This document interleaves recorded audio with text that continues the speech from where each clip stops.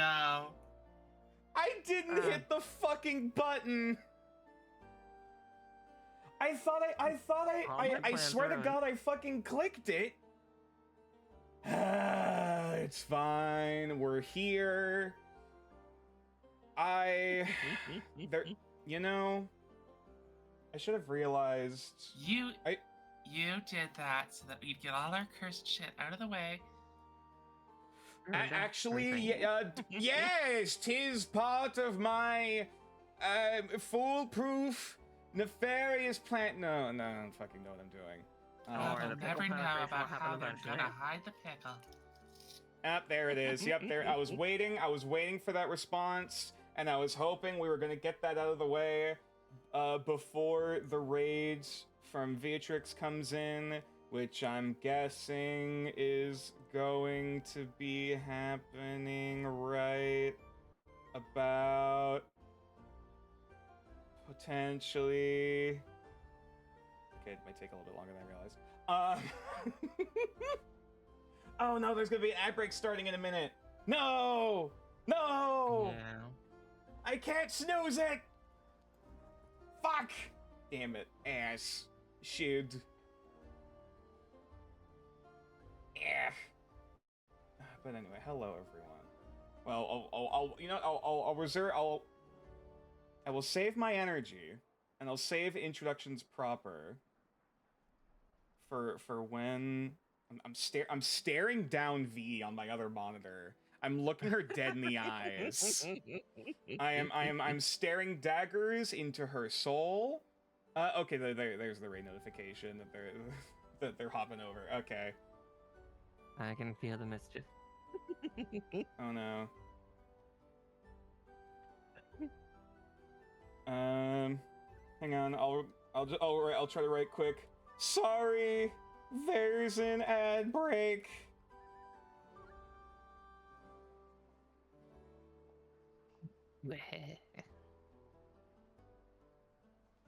I can't stop it. I'm typing it in V's chat. Okay.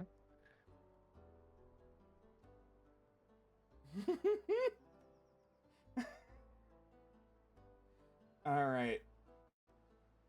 Brace for impact. Hold on to your butts. What? You know what? I don't even need to worry about my player saying cursed shit. I was literally just about to say clench your cheeks and don't drop any pickles. Like, I don't even know why do I even like what the hell am I talking about, you know? What the hell am I trying to say, you know, like you know, don't get too lewdsome. Don't get too crazy over here, you know? Cuz like I'm apparently one of the fucking perverts directly next to them in the DM, and there they are. There's the raid. That's what I was waiting. Yeah, you were just as bad as my the rest god. of us. Greetings and salutations, everyone. I don't know how much of that tangent everyone caught. Of the group of us being filthy fucking degenerates. Yes, apologies everyone that there is currently an ad break going for another 2.5 minutes or so. As that popped up right as you guys went to raid. Oh, apparently Ben's is free from ad jail. That's nice. That's where we're hiding the pickle, in the ad break. Oh god damn. Hi V. You just missed us all being fucking degenerates and asking about where the pickle's being hidden. I can think of a few places. And yep, Yeah, you want to play pickle with us? There's number 4. Damn it. Hello everyone. Let me close this damn tab about where I was staring daggers at you on my other monitor, V. Like, come on, I'm waiting. just lay it on me. And then of course as I was sitting there going off on my rant, I was like, oh right, shit, I didn't hit start streaming yet.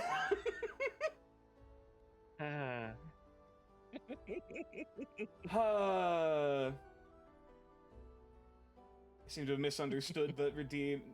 Yeah, no. Benz, that's meant to show when you are when folks are free from ad jail. Yeah, you know what? It's fine. But yes, Needs a better description.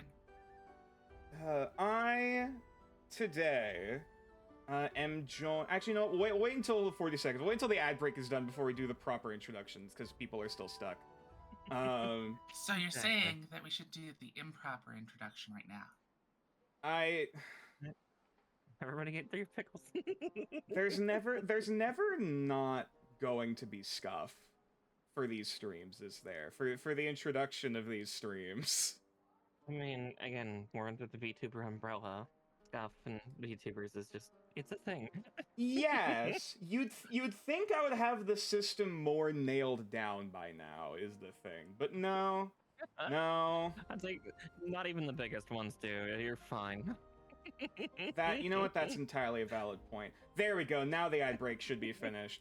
Greetings Hooray. and salutations, everyone. I am your local storytelling snapping turtle nature claws. Welcome to the grotto. Stay a while and listen, friends. I am joined here today by a lovely cast of chaotic pickle hiding freaks. That make up the party of Legends of Nordair with Memento Magick, which does in fact include, but not limited to, Miss Tollin, Hello. Miss Marikar. I'm doing these in the weird order. Pickles. Beatrix, VT, Hi. and last but certainly not least, Code. Hello. Now, unfortunately, one of the players, the procrastination, aka Tixel, is feeling a bit under the weather for today's stream. So they mentioned that they were not going to be able to make it, potentially. We might see them. I did say the door was still open, so maybe we'll see them later on during the stream. But otherwise, give shoutouts and best wishes to Tixel. In the meantimes, so Braun is gonna be the quiet one today, as pickles are being hidden, I guess.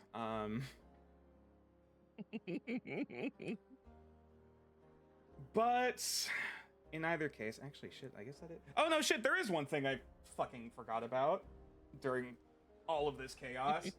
Let me bring it up to the mic. Dice. One of these days, I will do a clean pour. One of these days. No, you won't. No, you won't. One of these days, I will remember, and it will be masterful. Okay. And none of us will know. Well, you know that's true. I don't have a camera on it, but I can. I am a turtle of my words, most times. Even though gaslighting your party is literally one of the main jobs as a DM, but we don't talk about that. But I digress. You know what, Mara, pick a color. Purple. Of course.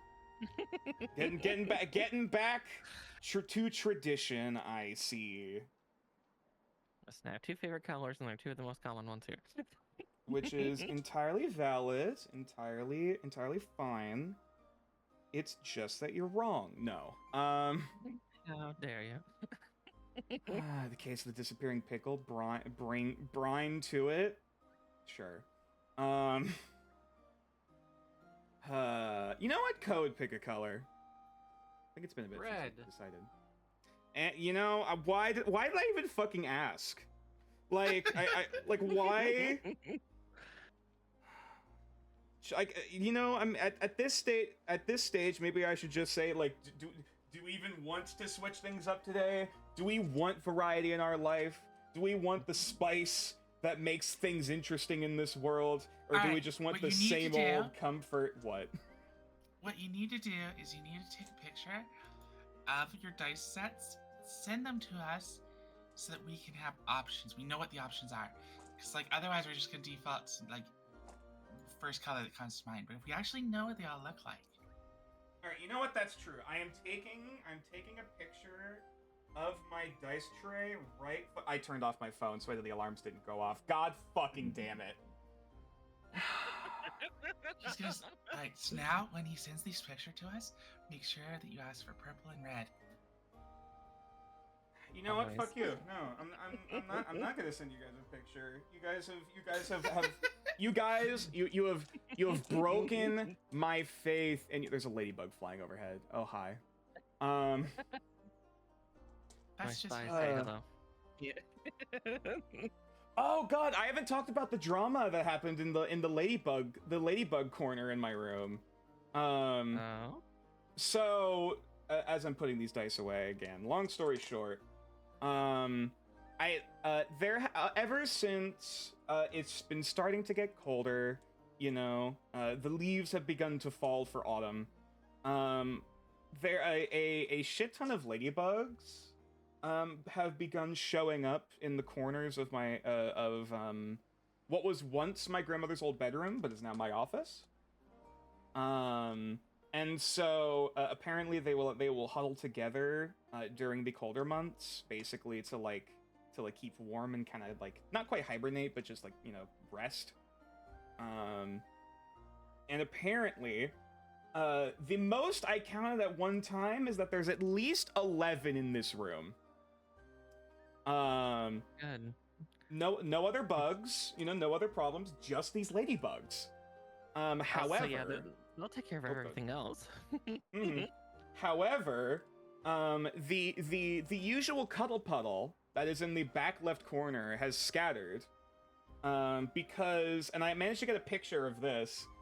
One of the ladybugs decided to try and boink one of the others, and was like riding around with a ladybug on their back. I was like, why the hell are they all scattered? Oh, that's why. Okay. Someone decided to ruin it for the rest of them. I understand now. and so now like they've scattered across the room. Some of them are in the bathroom. Some of them have flown elsewhere. Like the drama has unfurled, and now I am deeply curious what is going to happen next on this reality TV show that is these ladybugs I share my room with. This has nothing to do with the campaign, by the way. This is just shit that's been going on in my corner of the world, apparently. Hashtag just Faye things. Yeah, it is a mild taste of Faye bullshit, isn't it? A soap drama about ladybugs. Yeah. Yeah, I would fucking pay to see that. Oh my god. Alright, but anyway. Now that dice have been chosen, introductions are out of the way, and ladybugs. I suppose there was only one question left before we are to begin. Is everyone ready to play some Dungeons and Dragons? Heck yeah. Mm-hmm. Alrighty then. Damn, no joke answer this time. You guys are slacking. No. Alrighty. So, I should go ahead and grab the fucking introduction music. Also, what we did last time? Well, Don't forget to ask us that. I was about to fucking ask that. Patience. This is the way we do it every time. I ask us if everyone's ready, they say yes, and then we go into introductions. Anyway, could one of the players please recite to me what happened last time? We left the Dreamwalkers. We woke up to really weird weather. Yeah. Yeah, you guys I guess rolled first off, actually, before that, Run jumped out a window and had to deal with the repercussions of that. He got arrested. Yeah. Oh my god, I forgot about that. Then we had a lot of drama about running around the city looking for Bella. Mm-hmm. Il found her and gave her a cat treat, so everything's better now.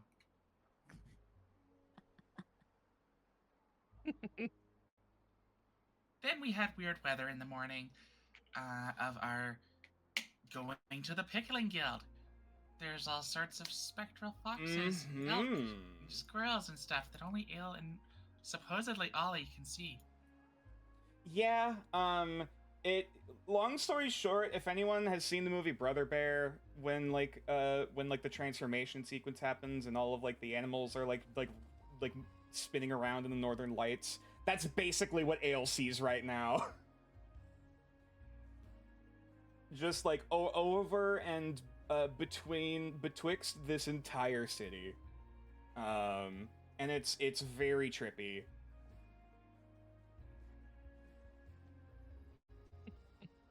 Creating colors.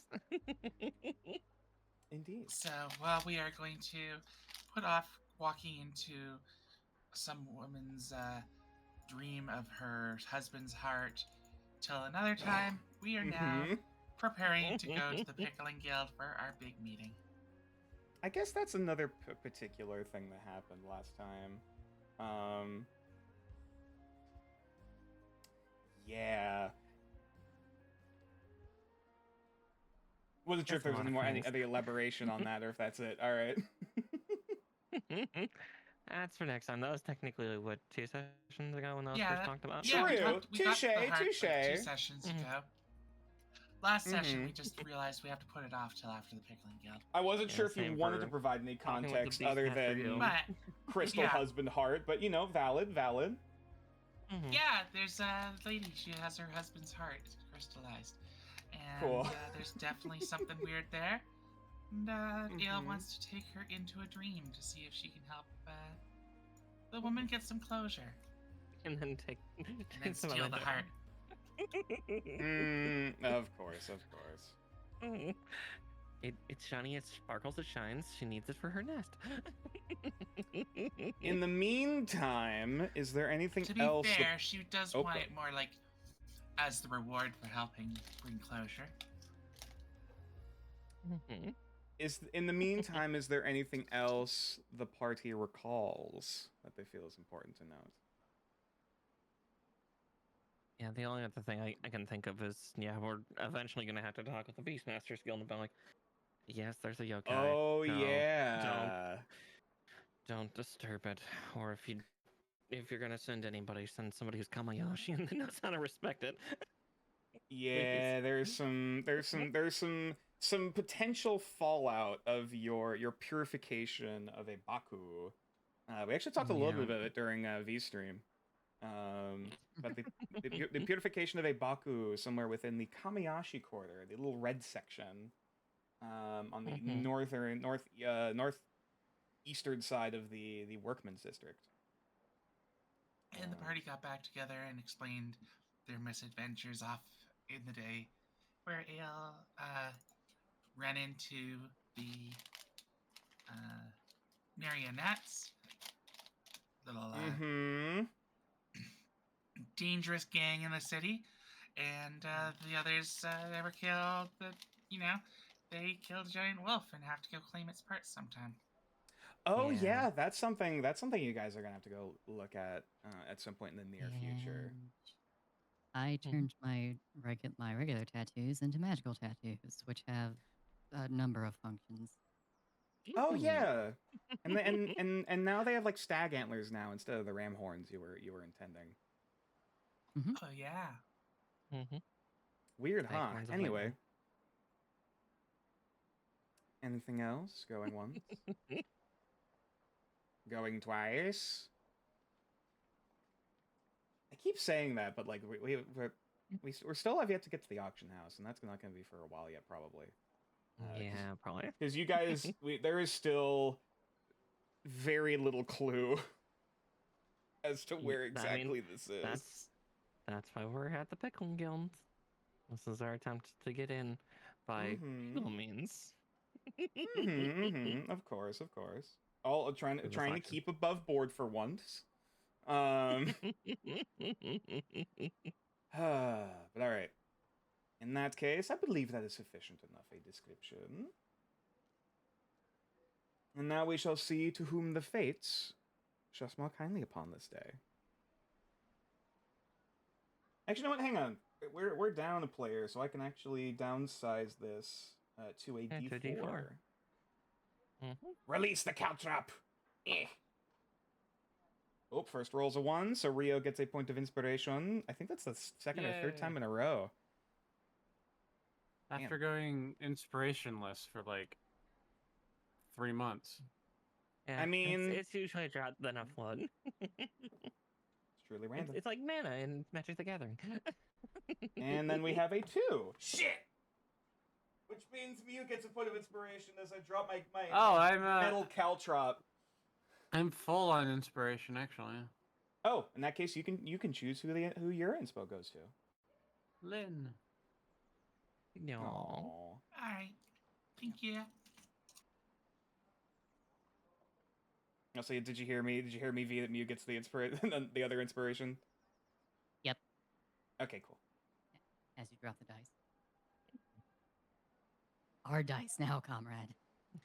God, I am literally surrounded by Fae VTubers, aren't I? I need to keep Yes, a you close are. eye on these fucking click clack rocks, or else they're just gonna disappear one day. But all right. I suppose. Oh. I was Yes, gonna say, last I have thing. such a nice dice goblin bag, so more to my collection. Oh, I have one that's it's a leather bag with a little dragon eye on the front. It's really nice. That you still have any click clacks as a gift from the Fae itself. Touche. All right. Without further ado, let us begin. As I change the ambiance quick. Shit.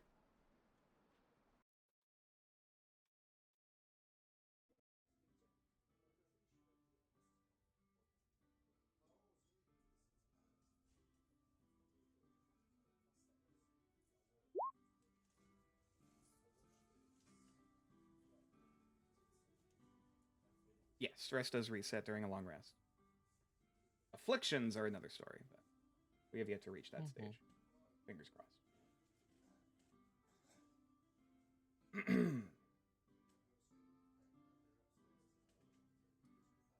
Past the old wooden countertop of aging barrels, past the shelves of artisan cheeses and preserves in jars, and up the green carpeted stairs, the party is led to the second floor of the Pickling Guild.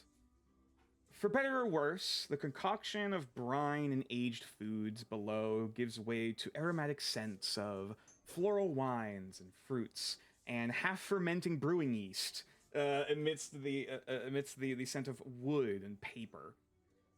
You're led into a relatively empty meeting hall, complete with a lightly stained tablecloth decorated with ornate dinner plates, and a resonating sigh from your escort, the Secretariat Galorian, which I will grab their picture once again.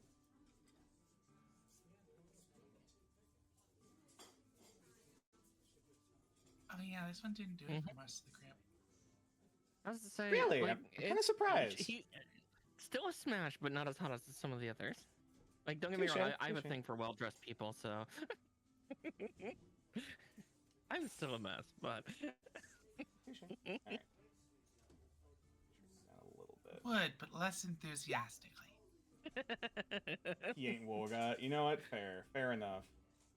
That's a very I- valid point. I'm surrounded by monster fuckers. I need to remember this fact. Anyway.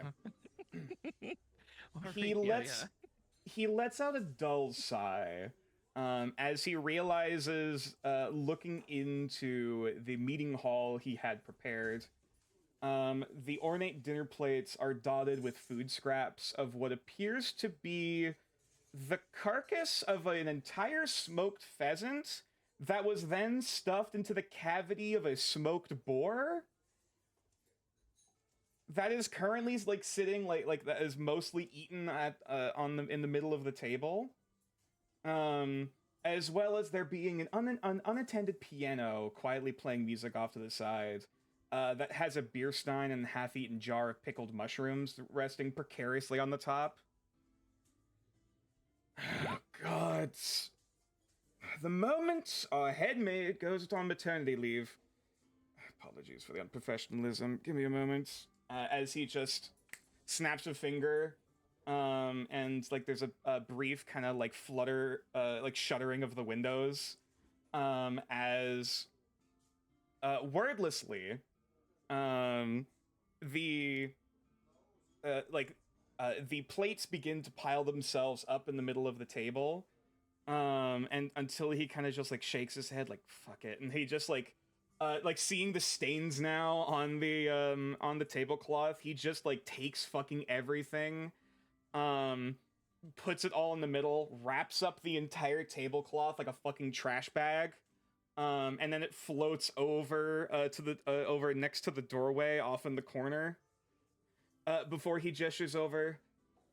Seems the last guild meeting was never cleaned up from earlier this morning. Have a seat.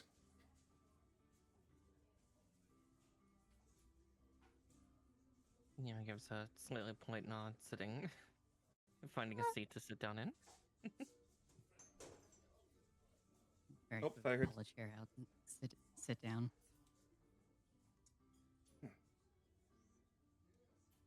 Ale? Yeah, it's just gonna sit at one of the seats. Yeah. Are you taking a seat, Rio, or are you gonna try to go up on someone's shoulder? I'll sit next to Ale. Do the chairs have arms? They do. These are some like old ornate like think like rustic like dining room table, like dining Okay, I'm chairs. sitting sideways in my chair. Like Of my legs course you scraped are. over one arm. Bisexual seating. There is the faintest of an eyebrow twitch, on the wood elf's face, before he turns over, with a secretary's smile, on his face. Once again, I would like to reiterate, good morning, everyone. I am Glorian Atharak, Secretariat of the New Arcaster branch of the Guild of Pickling, Fermentation, and Food Preservation. I am here to officiate your interview, and hopefully subsequent introduction into the guild, as well as should nothing go awry, a potential work opportunity for the group of you to help with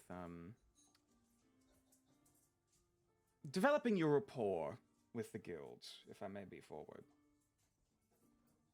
I tried to find any information on file about your little adventuring group, and found not a lot of details. In fact, it seems you folks have only founded your group quite recently. Yes. We were from abroad, so to speak. Not New Arcaster before, so. Well, I was at least able to find that a few of you were already citizens of New Arcaster City, or at least locals here. Nonetheless. So, suppose without further ado, unless there are any particular questions for me before we begin.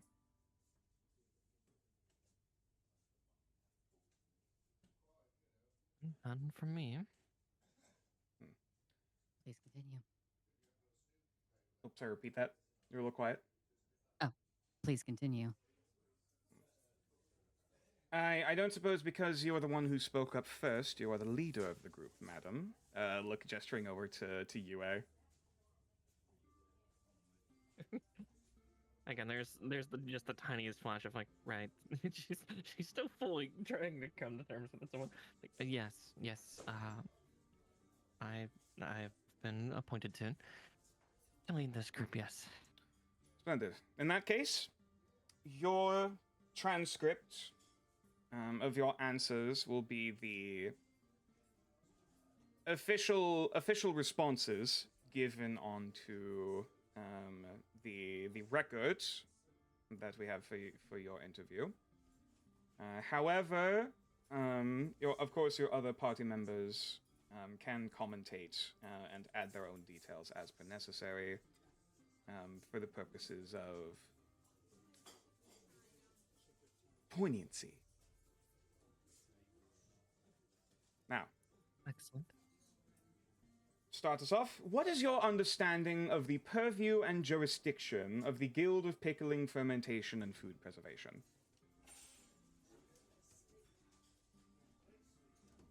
His face has been... Also, the other thing to note, his face has been, like, as much as he has that secretary smile to him, like, it has been mostly, like, unflinching kind of Stonewall. He's kind of looking at you with.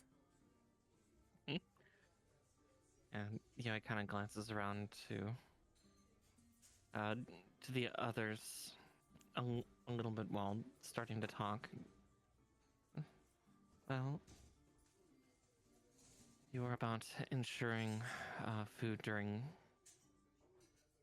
not just times of hardship, but also for artisanal works, along with its distribution, more than likely, and its sale within the city, yes? More or less. We are the Sorry, I'm stuttering on the word. He isn't. No worries. Default. It's not default. What the hell is the word I'm looking for? Standardized. I suppose. Like because there's no other guild for this. This is the one they go to. Oh, de facto. De facto. Thank you. We are the de facto guild in regards of culinary arts, as well as the distribution of food within the city. We technically hold purview over the agricultural centers just outside the city as well, even if that's not as publicized in our advertisements. What is your group's skill in food preservation and culinary arts? Yeah, twitches. Looks like she's about to reach into her robe, but resists. Oh god. Oh, no. The head, this man's head, very idly shifts about like 5 degrees, just enough so that ale is in his peripheral vision. Something the matter? Oh no, it's fine. Well, You were saying? Yes. Well, for me personally, I have no formal training in terms of artisanal foods or culinary arts in the traditional sense. I've learned how to prepare food for myself over the years. Living alone here in the city. I'm sure most of us have as well. So I think at a minimum, each of us have a cursory understanding for the various processes that go into the different disciplines of food preparation. Our most And- skilled person on this is not available to comment. Ah. Yeah. I suppose that was the gentleman who was waiting outside in the lobby. He knows much. He's much more familiar with the finer details than any of us. Yes. Each don't of us suppose- have our own skill sets. I don't suppose that was the Braun, was it? If I understand the records Yeah. correctly. Yes. Yeah. I understand that he is not present currently due to private matters. Mm-hmm. Kind of like looking up from the paperwork he's starting to scribble down on with this mottled like brown and white like speckled like feather quill. Almost looks like a hawk feather or something. Understood. Are there any other tertiary skills that your party brings to the guild? I understand that you folks were originally under the adventurers branch.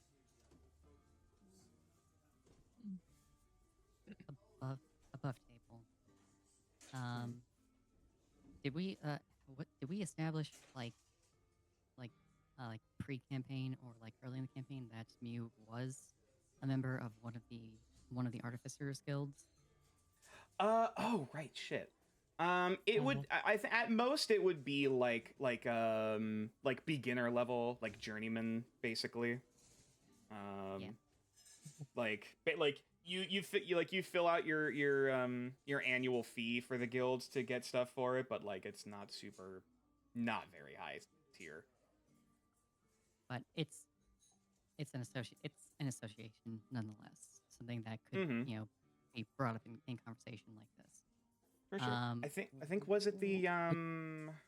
I'm trying to remember the name. I presume it was the Smiths Guild, essentially. Yeah, I mean that would make sense. Actually, sorry, was it the Society of Forge Masters or was it the Mechanists Association? I think it was the Mechanists Association. Mechanist rings a bell for some reason, so probably that. Okay, gotcha. Okay, so yeah, with that out of the way. I love fancy bureaucracy. Sorry. Well, I myself am I'm a smith and tinker and a member of the Mechanist Association. Ah, yes. I do recall seeing that in the under your file.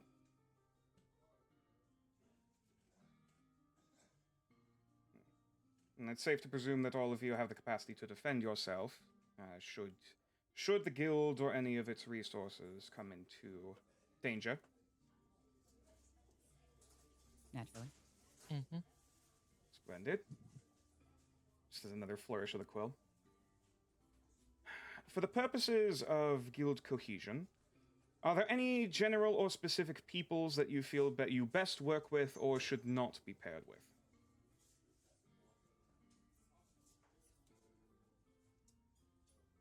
I mean, I think we all, like just among us as a group, I think we all work together pretty well.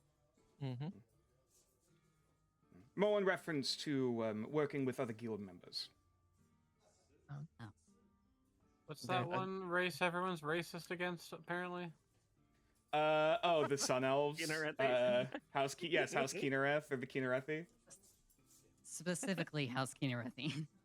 And it's like, yeah, for the most part, we're able to interact with most folks, though.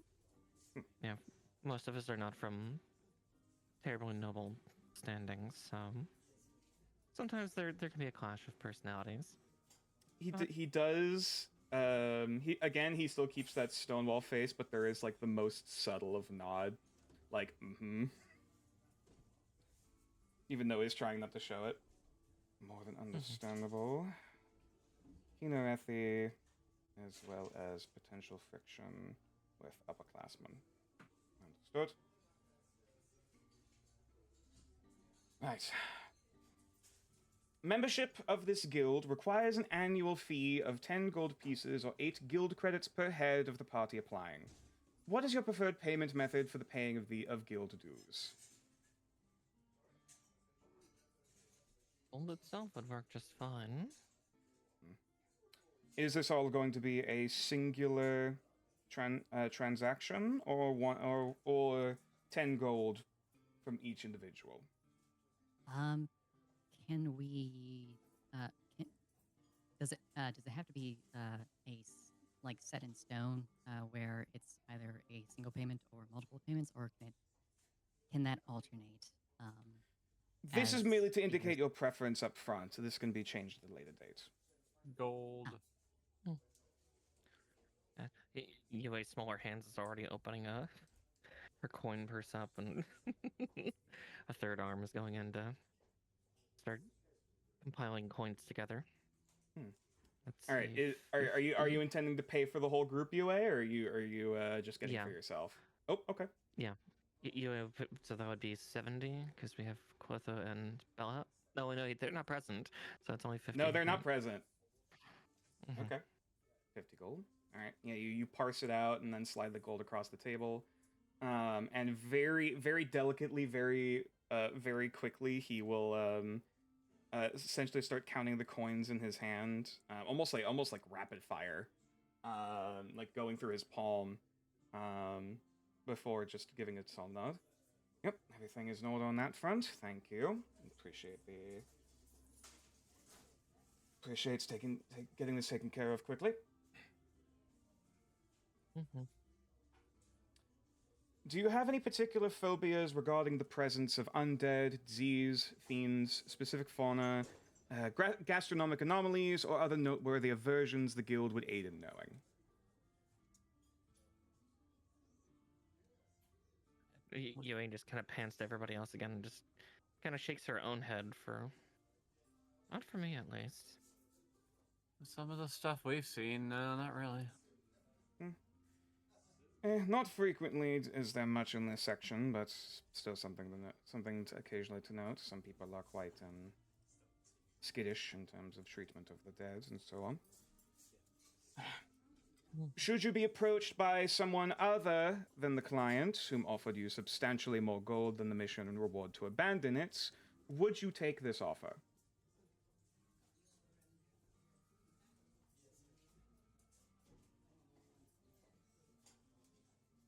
No. I would not. It's gonna insight you. No. Roll persuasion. Who, me? UA. Oh, UA? Okay. Technically, you both said it at once, though he's looking at your face Fair. first and foremost. You know, do I want to use this right away? Are you gonna use? Are you using inspiration? No. Commanding presence. Oh yeah, because you just got that. Shit. Yep. Sure. Yeah, I'll use commanding presence just for the shits of it, just to see how it goes. So. And 10. 18. Oh damn. Okay. I get to throw a superiority die on persuasion, intimidation, and Gotcha. what's the third one? Yeah. Performance. Yeah. And performance, yes. Mm-hmm. His head kind of like jerks back about like maybe half an inch, to look up at you as you give this very authoritative presence, and there's just a solemn nod. Understood. Thank you.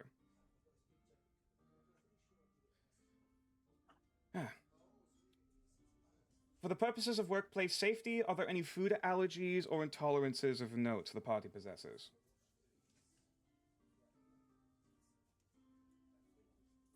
I mean, I can't really. I can't really drink any sort of milk, but I mean, that's about it. Dairy intolerance, understood. None that I've encountered so far. And you can collaborate this on... Just the dietary constraints of a cat. I presume there's such. There have been some rare instances of awakened creatures being able to sustain a more traditional humanoid diet post-awakening, but nonetheless, figured I would ask. For any goods crafted and sold at guild dispensaries, the Guild of Pickling, Fermentation, and Food Preservation will take 15% of acquired profits. Is this percentage amicable to the party questioned?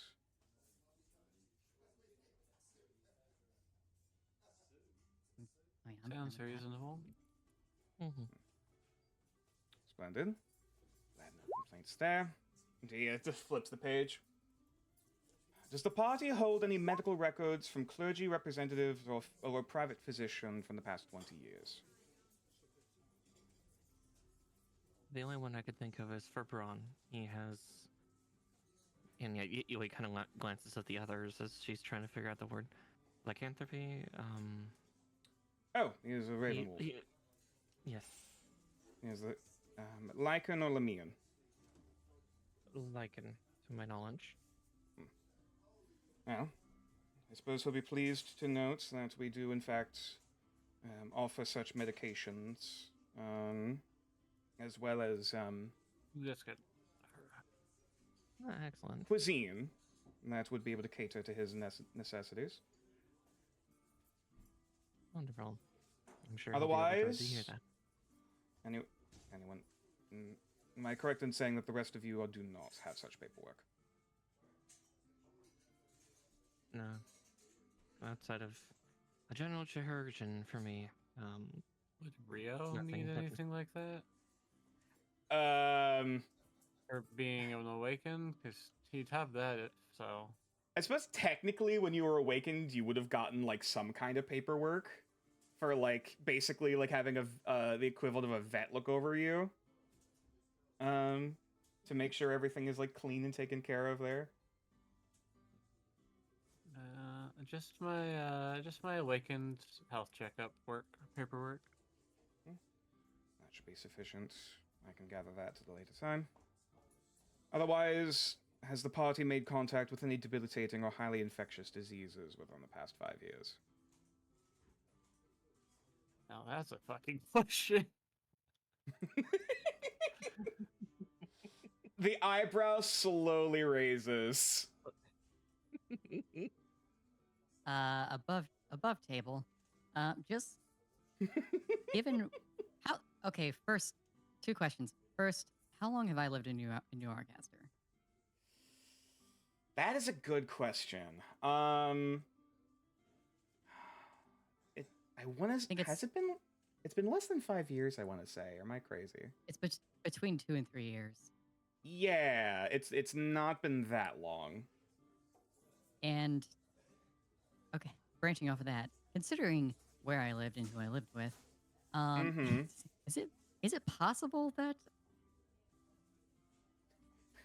just given the nature of Have you gotten tetanus? of Granny, yeah. Oh, that. Okay. Anything that I may have come into contact with that probably wouldn't have affected me, but might affect someone else? You know what? Let's do a retroactive con save. Don't roll on me, please. See how good your fortitude is in this 19. You've been fine, yeah. There were a few close calls, but like other than the only instance that you can think of a particular disease is getting the flu, which is I mean still in this time frame still nothing to shake a stick at, but like it's not, deadly as typically.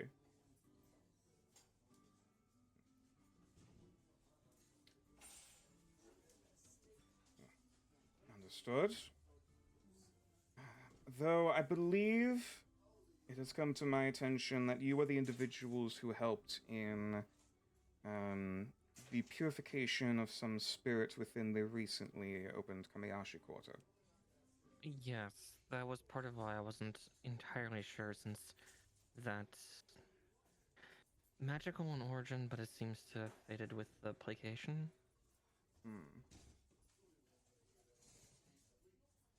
We're not unfamiliar with certain magical maladies and ailments. As for the current status,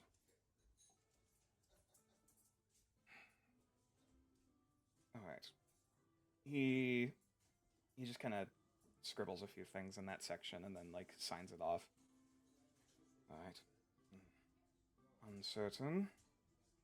We'll state it as. All right. I believe that's most of the preliminary questioning on my section. All that's left is a few signatures from you, and he will start handing out a number of papers for each individual. There's also will be a copy for Braun to fill out at a later date. That can be added on posthumously, given the permission of the leader of your group. Looking over at UA. UA nods. Most of these are formality, though due to the instance that your guild, your adventuring party has been made very recently. These are things just for the sake of our records within the Pickling Guild. Sign here that you state you have not been prosecuted for the felonies of assault, manslaughter, murder, robbery, grand apostasy, burglary of the first degree, arson, tenebrothomic practice, or attempted versions of the previously mentioned crimes. If you have been convicted of any of these crimes, I'll have to grab a separate form.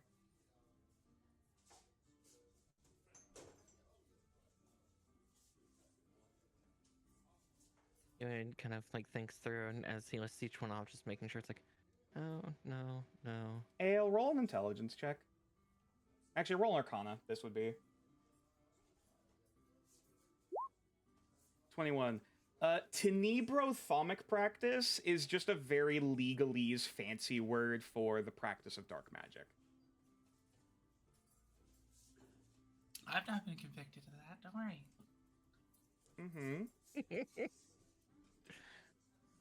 Can't be convicted if you're caught. Again, that's above table. That's just me being silly. But yeah, UA signs on her paper. Sign mine. The next one. You hereby declare that you are not, nor have ever been affiliated with any of the following. Doomsday cults, revolutionary or anti-theocratic organizations, or unlawful research groups of the magical or medical kind. Furthermore, you have never been part of any necromantic, fiendish, or outer-worldly rituals, nor have you worshipped any entity which could be construed as any of the previous. If you have been a member of such organizations in the past, please be escorted. I'm afraid, let's just hope that will not be the case.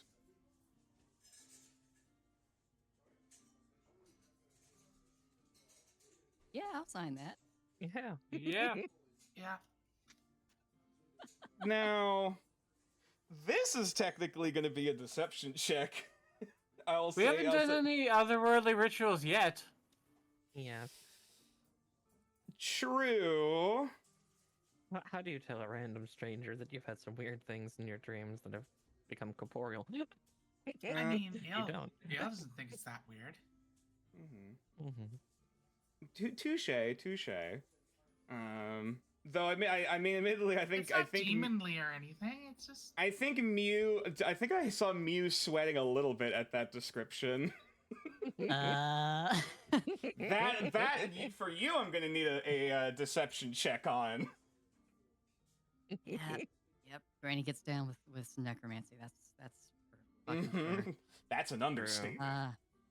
Yeah. I think it's that one a lot of shit.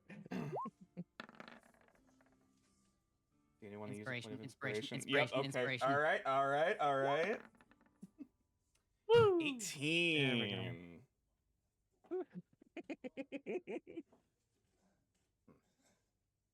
Alrighty. None of you have nary a shaky hand nor a hesitation. As he just starts going down the list. There's other sections going through just the regular legal paperwork. The party consents to any and all examinations, medical or otherwise, which may be administered after completing a contract. That's relatively standard. For example, if you guys just come out of the sewer, you consent to being given a doctor to look over you, and shit like that. Why do I foresee a physical since recently done that? Sorry. Oh god, violence. Alright. Now, your payment has been gone underway, and all of your paperwork is more than signed. In the interim, unless stated otherwise, the lot of you may now be considered journeymen of the Pickling Guild.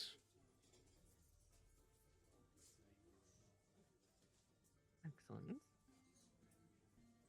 It's a pleasure to welcome you all into the order. Mm-hmm. Now,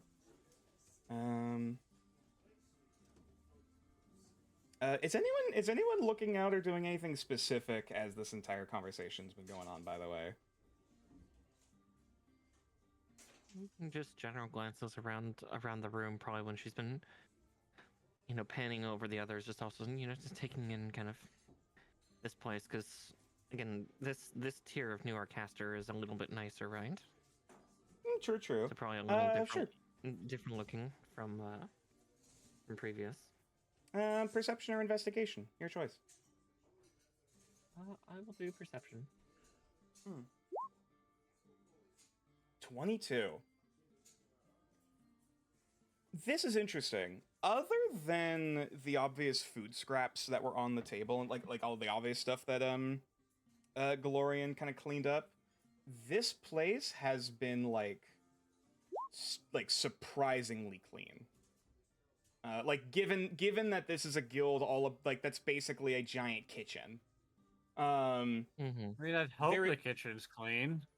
Well, yes. Yes, there's there's some level of stains here and there, but almost it's sterile.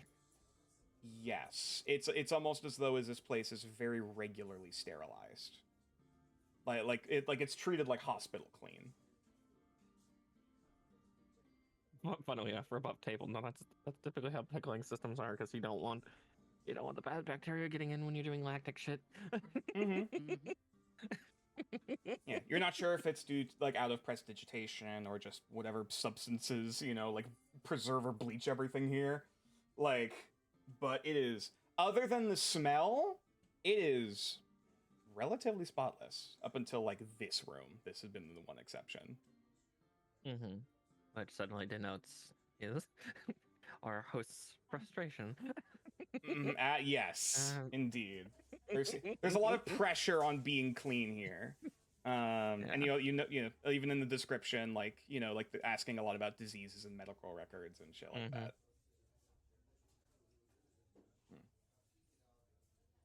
Splendid. Well, in that case, I am at liberty to give you folks the gear that is available to those of the beginning rank of the Pickling Guild. Hold on a moment, and he just reaches into his pouch and starts sliding out to the group of you.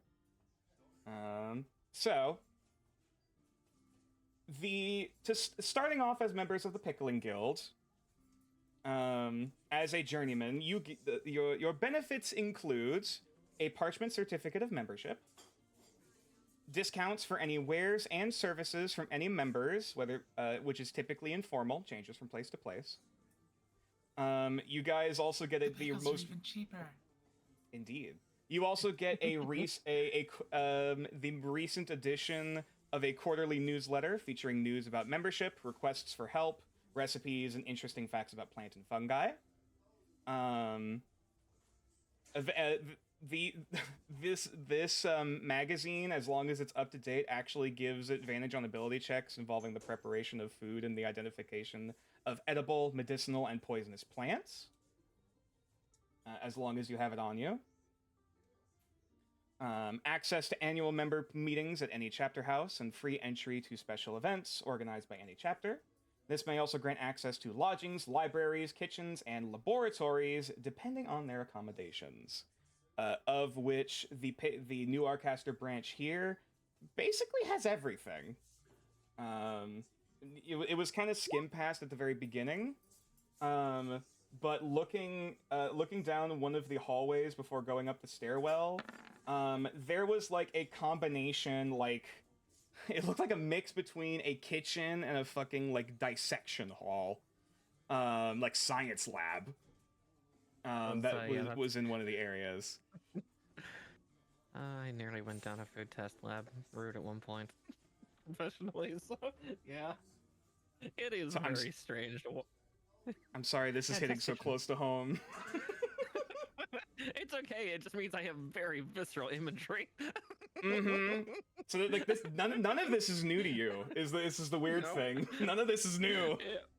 Yeah, none of this is new to Marker. Huh. The next rank, above journeyman is to become a more official member of the guild. Is to become a fermenter. However, that would be under the guild approval of one of its resident artisans. However, speaking of, there is in fact one artisan who apparently has heard words of your work in the Kamiyashi Quarter and is willing to offer a hand of good faith. Unfortunately, he was not present here today, as he is currently busy with his own projects. I don't suppose the name Yura Byhammer means anything to any of you. Would that name mean anything to any of our characters? Mew and Ale, this would be like intelligence? Just straight intelligence? Actually, Rio as well, because you're also, all of you guys have been natives to the city for a bit. Makes sense, Ale only knows so much. It's not in their special interest. 16. Okay. Mew? Oh, right, Mew's away. Damn it. So, Rio, you've more overheard this rather than seeing it firsthand. But apparently, you've heard about one of the members of the Pickling Guild has been able to pickle magic items. Like, Huh? yeah, there's some kind of process to which they basically pickle magic items in some sort of solution to, like, enchant them or enhance the enchantment. You're not entirely sure what the fuck it is, but, like, apparently that's a thing. Apparently the reason you remember this is that there was a number of, like, highbrow folks who were, like, waiting, like they were on a waiting list or like certain adventurers are on a waiting list for getting their magic items pickled by this guy. And, like, at first you thought it was just, like, a fad thing, but now he's mentioned that name, you're like, wait a fucking minute, this guy's real? Like, this guy is genuine?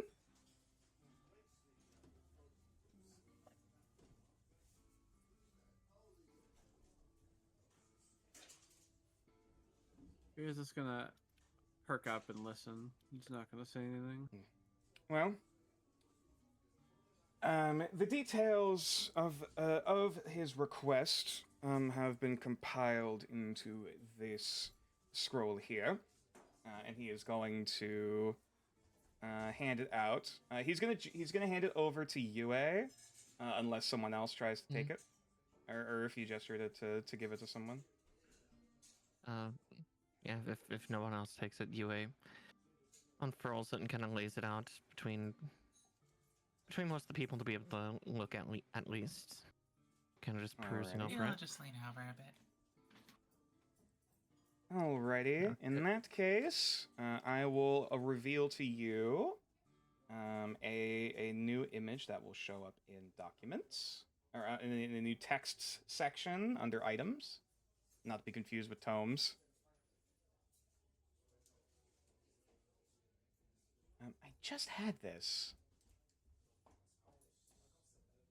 Oh, no wonder it didn't actually export. There we go.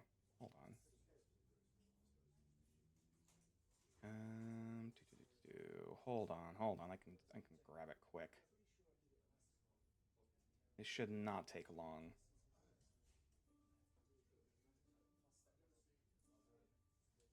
It's okay. There's a little bit of time for you to come back.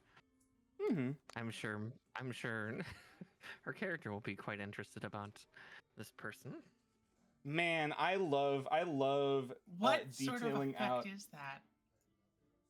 Pickling magic items. Yeah, because like again, this is above table. It's like, all right, magic items already naturally don't degrade due to being magical. So I'm really Welcome to the Pickling Guild. Shit's weird here. Yeah, like hearing about exactly what this person does, you always like, oh, Clotho was not wrong. Alrighty.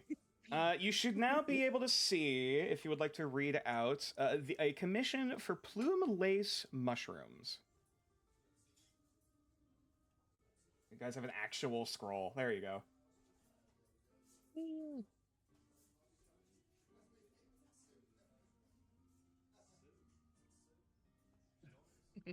So welcome back, Mew. I think you're one of the other ones that could make a intelligence roll for. Yes. A certain named character. Yes, there was a name drop of one Yura Byhammer that Mew might have overheard. Just a flat intelligence check. Yes, just straight intelligence. 17. You've actually heard a little bit more about this guy. Apparently, as the rumors are in fact true, this is a dwarven gentleman, who apparently he used to be an adventurer, and was still a previous member of the Pickling Guild.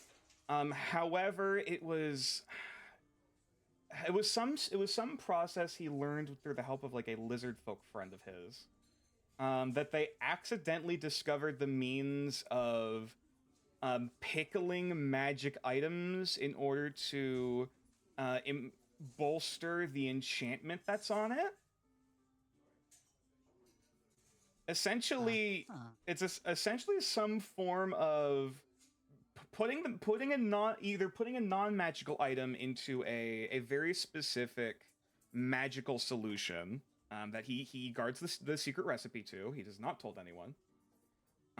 Or you put a magical item, or an item that's already magical in, to enhance its properties.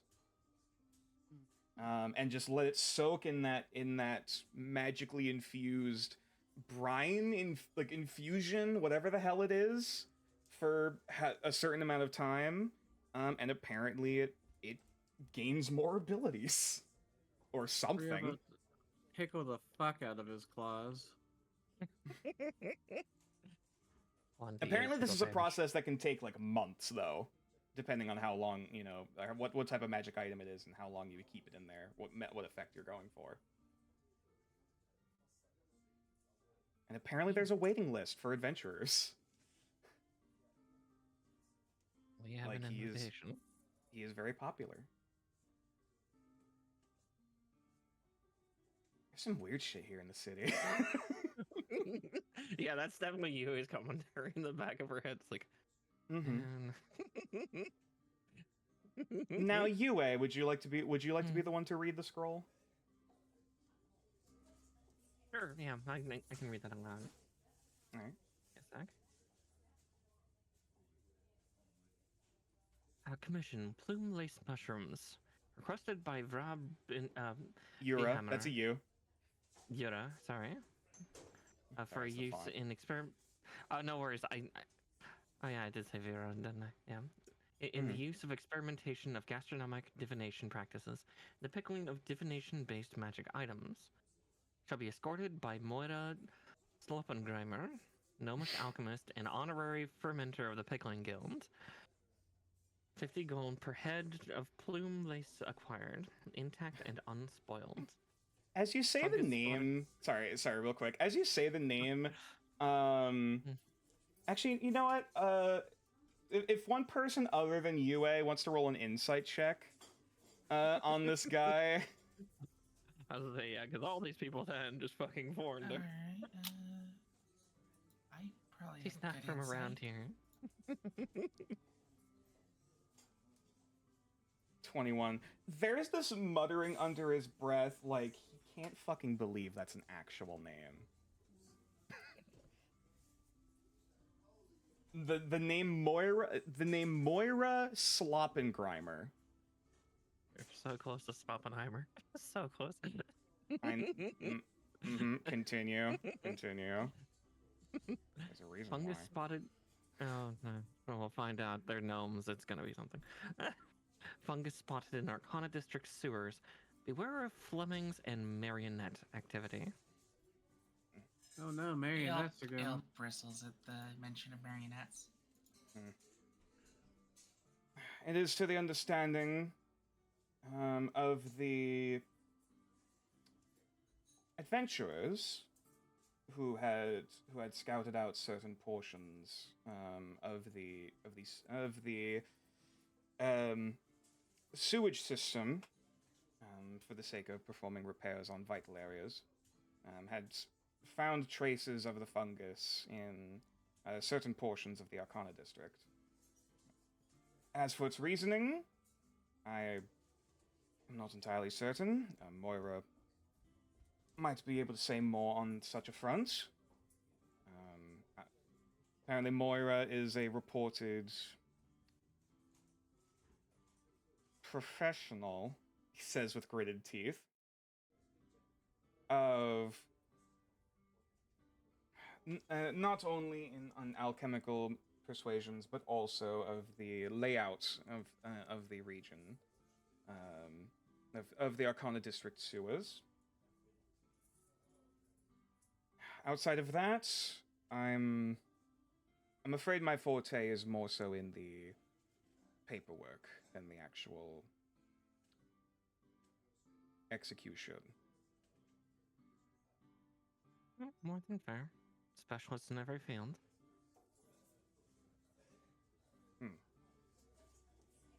Are there any other questions from the lot of you?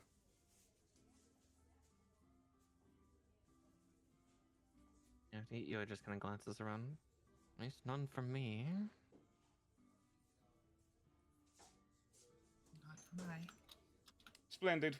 And he just immediately just folds up all of his paperwork and starts like sorting everything away in his pack. In that case, I have about I believe it's about at least 2 feet worth of paperwork that I had left with my associate secretary at the front desk. As much as I would love to stay and continue further introductions into the guild, I must get to work. While you're waiting for your escort to arrive, oh gods, I don't know if she's not going to show up because of the weather. Kind of like pinches his brow. Right, because there's that going on outside. I'll inform you of any further updates on her position. In the meantime, you have free reign of the guild's faculties. You are considered honorary journeyman until you're disproven otherwise. I wish you all good day. And he will just do a quick bow and will start speed walking back down the hall, just leaving you guys in the meeting hall. I was like, Yui stands up to bow, and then halfway through starting to bow, it's like, oh, he's already gone. Okay. Sloppenheimer is definitely going to the other cult auction. Yes, actually, it's Sloppengrimer. Please get it right. Absolutely not. Oh dear. And no, alrighty. How's the same? Yeah, definitely. Behammer. I'm guessing Byhammer it's like is actually Byhammer is actually his name. Byhammer. Fair.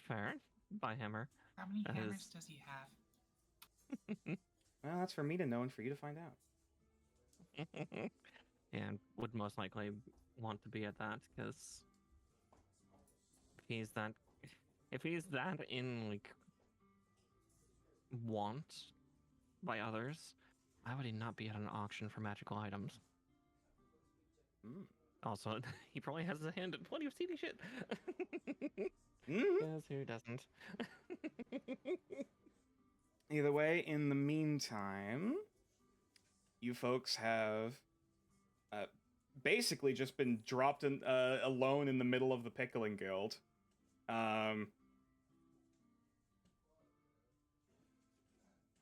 The entire place is open to you, apparently. As stated, there is a library. There is a library. There is a kitchen. There is a dining hall. There is apparently a laboratory. That is available at least for journeymen to look into, even whether or not they can do any further experimentation. Probably requires other guild permission. And of course, there is at the very where pickle. I'm glad you asked. There is Yes. also, of course, the option of some shopping to do. Before we get into that, if if she'll allow me, I'd like to pull Ale aside for just a second. Oh, sure. So I don't want to draw too much attention to it, as at this point I don't know for certain if this is the case, but you mentioned that name, marionettes, when we all met back up last night. What do you know about them? They're a gang here in Newarcaster. Certainly one that's not one you really want to trifle with. I've had some contact with them, and they are definitely not something I wish to spend more time around than I have to. Okay.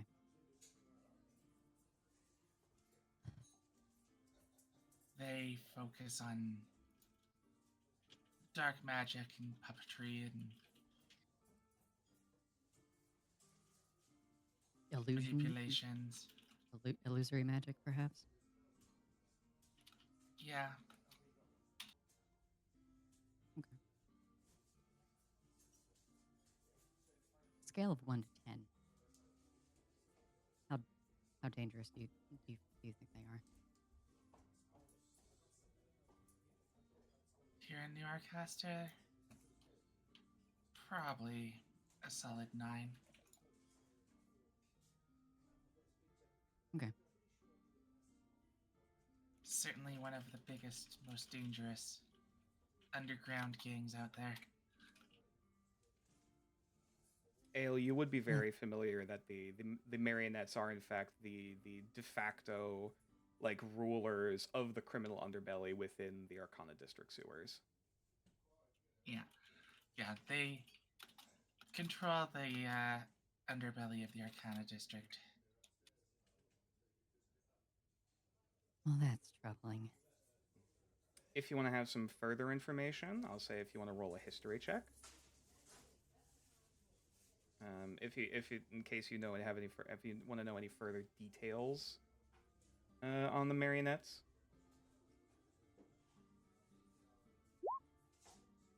10.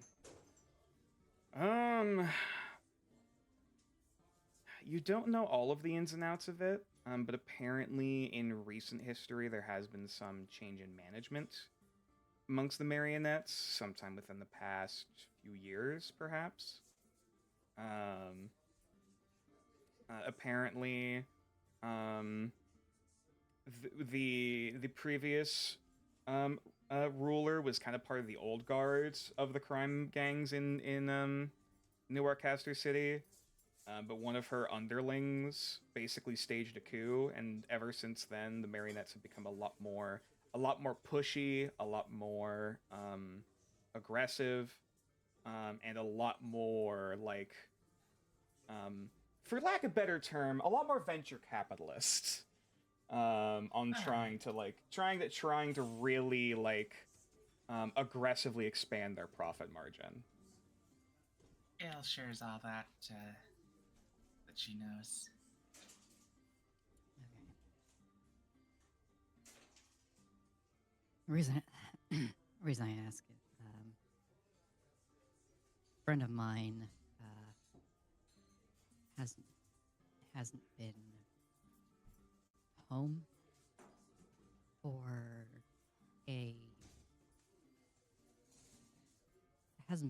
for an amount of time that I would consider concerning, and I have suspicions that he may have gone to seek them out for help with something that he was working on. And I don't know what happened to him. That's a dangerous thing to group to seek for help. Mm-hmm. Doesn't come without a steep price. Well, seems like we're gonna be brushing up pretty close to their territory. So We'll find out what we can find out. And we'll deal with it as we'll deal with it. Eyes and ears open. Yep. All right. Thank you. So Rio and Yue. Oh, sorry, Tala, do you have a last thing? Oh, that's all. She just responded to it. Okay. All right. Meanwhile, for Yue and Rio, you guys, I suppose, can get an early taste of what exactly the guild is capable of offering. So, first and foremost, shopping music. Do the oh my Ferrets. god. Oh, god damn it. Alrighty. I was honestly expecting the Twilight Princess shop music. Oh, that would have been fucking great too. I wish I had access to that. No, you gotta get the Malamart music if we're going that route. Well, no, exactly. That's Oh. Twilight Princess. Oh, that's the worst. All right. So here are the current stocks available of the Pickling Guild for those who are of guild outsider and journeyman status. Yeah, there we go. Hold on. Wait, I recognize this music. Is this from? This is from Potionomics. Oh no, this is Kevin Macleod. Yeah, I think this was used in Potionomics. I don't think it's exactly, but it's very similar vibe. All right, so I'm not going to go through the entire list here, but there are a number of various tools, services, and consumables, especially that are available to Pickling Guild individuals here in stock. All of the gold gold listings should be available here. If you should decide, if you had credits, that you would also be able to get about a 10% discount on every single item here on the list. However, on top of that, Speed juice. Speed juice is an item here. Let me grab the description for that. I'm guessing you're interested. All right, hold on. I spent a lot of money in New York already. I mean, it depends on how interesting it is. Speed juice. Each dosage increases a creature's movement speed by 10 feet for 1 hour. Yeah.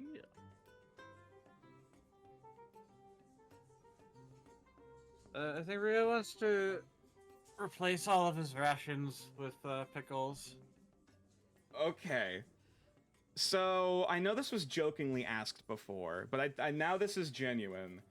How many rations worth of pickled and preserved goods would you like? Well, Rio's got like 1 ration left, and who knows how good that's gonna last for. So he actually needs to get some more rations. Touche. So, dried rations, which is the cheaper stuff, lasts for about a week, if I recall correctly. Or sorry, it lasts about 10 days. Actually, sorry. Hang on, let me double check this. I'm definitely misremembering something. Hold on. Yeah, that's what it is. Normal rations spoil within 5 days if they're left exposed to the elements, which also includes your backpack, and especially if you're going around in sewage-infested water. Dried rations last for 2 weeks. Preserved rations last for 1 month. And those are worth $1 per pound. Oh no, the list disappeared. Oh, it should be available under items. There should be a shopping section. Perfect. Rio, how many pounds is a slot of rations in the inventory? Of what rations, sorry? Like how many rations do I need to restock all of my rations is what I'm asking. Okay. You can, if I recall correctly, you can hold, basically 5 days worth of rations without counting towards your carrying capacity. Yeah. Which because you're a small creature, not a tiny creature, I believe it's still about £1 pound a day. Okay, Rio replenishes 4 missing rations, and with the preserved ones. What pickled material, what preserved food would you like to get as your rations? Probably a mix of jerky and he'd also like to buy on top of it's probably like jerky and stuff for like the actual rations, and then he also wants to buy a few jars of pickles. You have plenty of options in terms of salted jerkies and meats of various exotic animals. There is of course beef, chicken, pork, but also bolvac, which are those moose bison things I talked about last session. There is owlbear jerky. There is basilisk. Like there's a bunch of weird shit in here. Yes. Let's grab some owlbear jerky. Hell yeah. There you go. All right. In that case, you can add. We'll say 3. I mean, if you want to specify, 3 pounds of owlbear jerky and 2 pounds of pickles. Hell yeah. And those don't count towards your carrying capacity. Yay! And those are 1 gold each. Mm-hmm.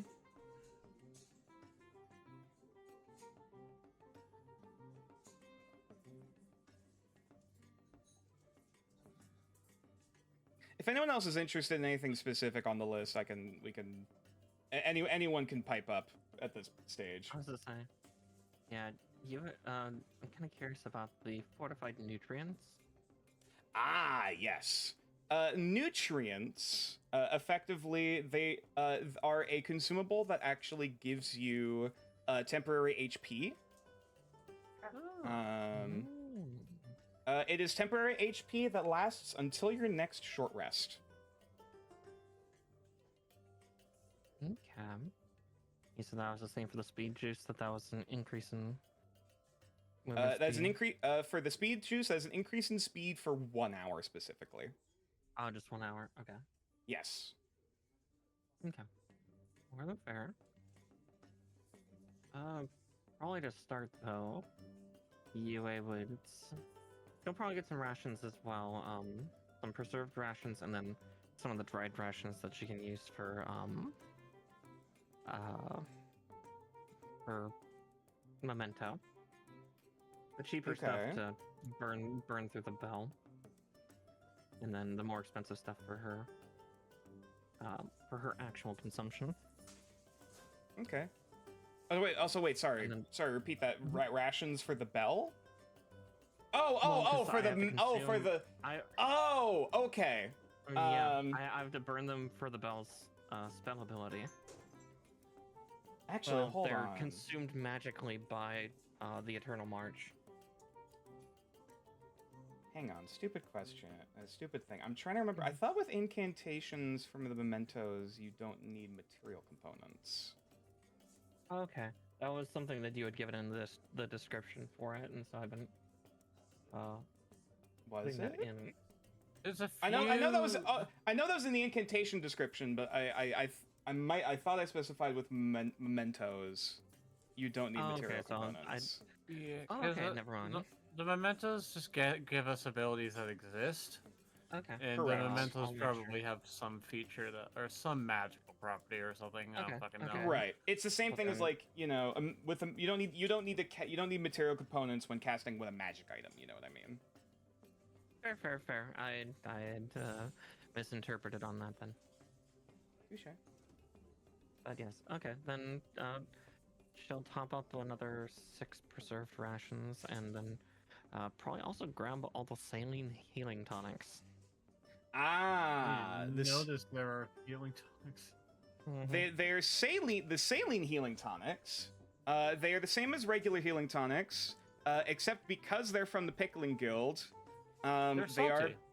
Yes, so they burn. It does burn when consumed or applied to wounds. However, they also give advantage on saving throws to resist disease for 1 hour. Not like we're not used to burning. All right, if you want to buy, you're buying all 4 of those. Yeah, What's buying the all 4 of those. Schrodinger's bratwurst? The Skarlakrot. The Scharlachrote Blutwurst. The Blutwurst is actually a Ravenwolf specialty. This is a magically enchanted food. Hold on, I know I had it in here somewhere. It is essentially the equivalent of both an elixir of Lichen and Lamian's Bane, which is the medication which allows Ravenwolf to keep sane, essentially to avoid going feral, as well as being a full meal for an entire day. It is everything in one. Cool. We'll let Braun decide if he eats and that's a very fancy blood sausage. Oh, blood. Ria's going to buy that for Braun, so just give it to Aww. just add it to Braun's sheet. All right, there, and of course that's 75 gold pieces. Of course. I will add that to the list. As for you, as preserved food stuff, it'd probably be a mix, like some fruits, vegetables, cheese, meat, kind of just trying to cover all bases nutritionally. Fair enough. There we go. Probably let Braun know he can buy his medicine here. Oh, exactly. Yeah, Fair. that they can facilitate his medication. Yeah. In addition, I don't know if you noticed this on the list, Mara, but at least UA would note. They do the Pickling Guild here does actually have a number of Kamayashi like teas and like liqueurs here, except they're typically worth double the normal price for new Arcaster varieties. I was gonna say, I would have been able to find this for like half that price in Kamiyashi Quarter, right? Not as cheap as you'd think. Okay, It probably so more Everton prices. yeah. Okay. Honestly, probably they're get kind of pretty. they're kind of expensive to import no matter what at this stage. Yeah, pretty much. Okay. Yeah, she'd probably go with some Kamiyashi tea. So Okay. here, I'll write out the shopping list because Oh yeah, if you wanna write all this out, that would be wonderful.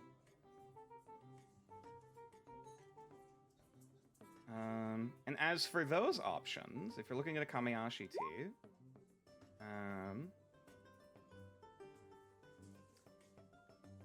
there is, for tea and coffee, there are a handful of varieties, which do include but are not limited to, Dragon's Blood Coffee, which is from Strihikiadar, the Dragonborn Empire. There is Hunter's Blend, which is Bajinamon, a blend of coffee. Basically, think like Peruvian blend.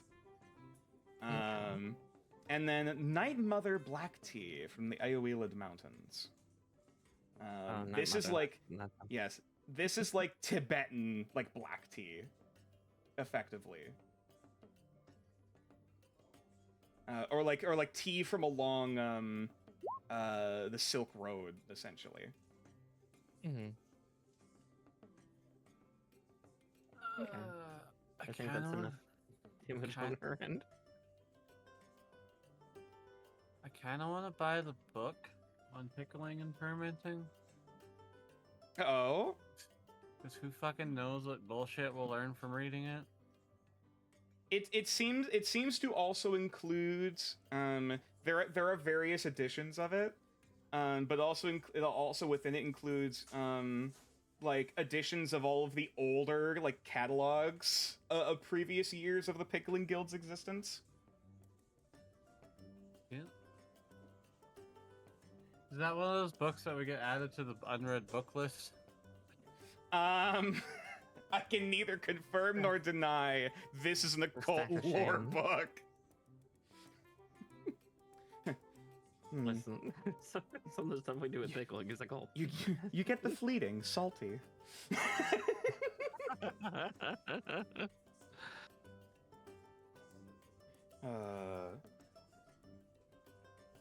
think that's the damage I'll do for now, because speed juice is nice, but it's a little up there, especially for its use. But the nutrients will be good for a couple of us. At least that's UA's reasoning. Ale, actually, if you would like to roll for me a intelligence check.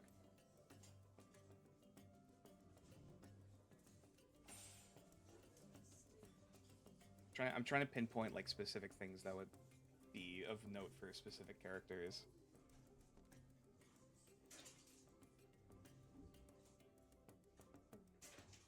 Five. Never mind.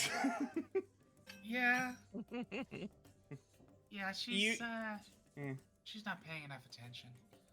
Yeah, your eyes kind of glaze over looking at all of the different labels of like 30 different flavors of the same type of pickle. Like the number of you'd think pickled cucumbers would be all of the rage here. Apparently that's like the basics for like beginners here. As you see like 50 different brands of like, this is this person's artisanal fucking pickles. And they're like, it looks almost exactly the fucking same as the one right next to them. So they're all just kind of clumped together in one section.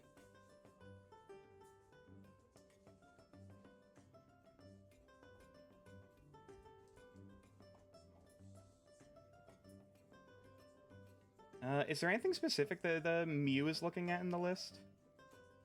Yeah. I'm gonna get 8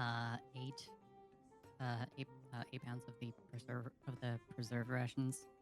Damn. All right. Anything the- specific? Preserve, some like dried, like preserved fruits. Some maybe some of that basilisk jerky, Mmm.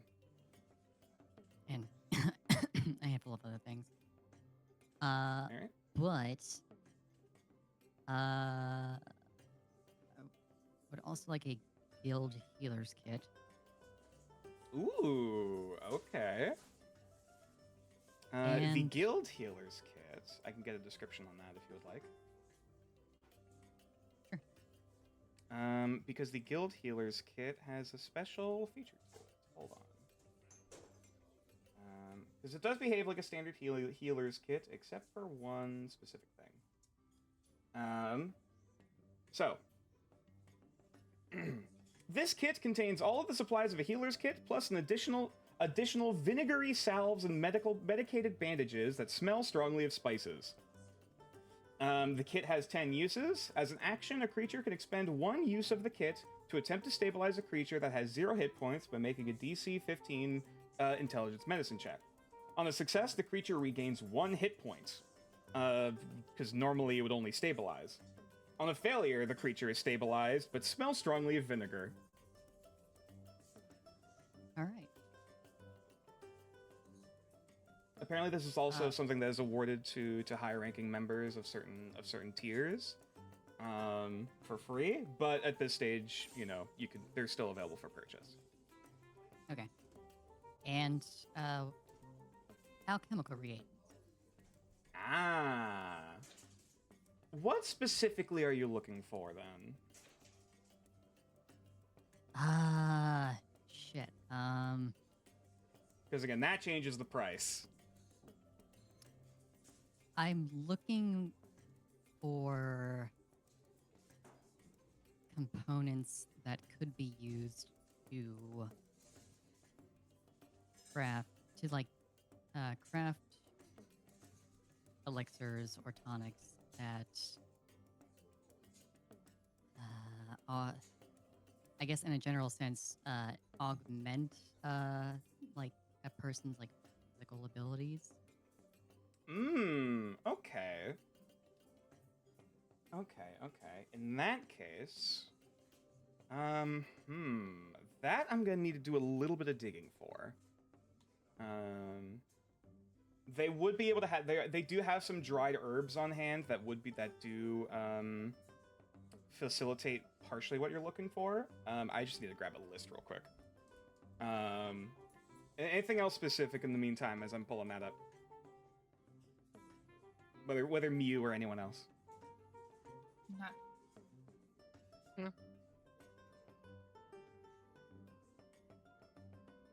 Damn, thanks for stalling for time, guys. I'm joking. Ail's more interested in getting to that library. Okay. We can do more than just shopping in the interim. That's all right. Okay. Yeah, so as everyone's shopping, she'll just kind of like wander off to that library. Oh, Mew, anything else? I'm also gonna grab a few of those antitoxins. Just Fair. Antitoxin, basically just consume it, immediately removes the poison condition. Which in this system, poison actually lasts for much longer than normal. So that actually is a bit of a viable purchase. Also, for the healing tonics, what's the healing capability? Oh, 2d4 plus 2 and advantage on, basically advantage on checks to resist disease. Because salty. All right. So, because you mentioned specifically elixirs. All right. You do see a number of dried herbs. That actually a few. There are actually a few of the rarer, partially magical reagents. there is there's one vial that's labeled Iron Thistle that apparently when consumed gives helps those with their swordplay. There is Lunar Nectar, which improves a person's movement. What specific? Sorry, are you looking for fortifying strength? Was it or fortifying? You said fortifying physical capabilities. Yeah, physical abilities. Okay. In that case, looking for fortify strength. Strength, movement, that kind of thing. Mm-hmm.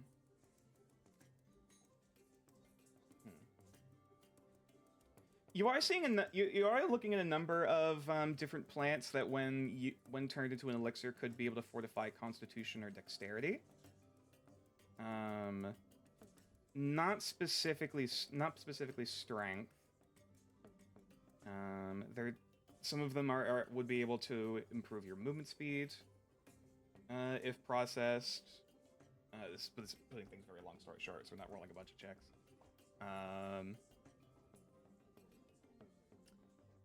I guess okay. Are you looking for stat bonuses, or are you looking for boosts in movement?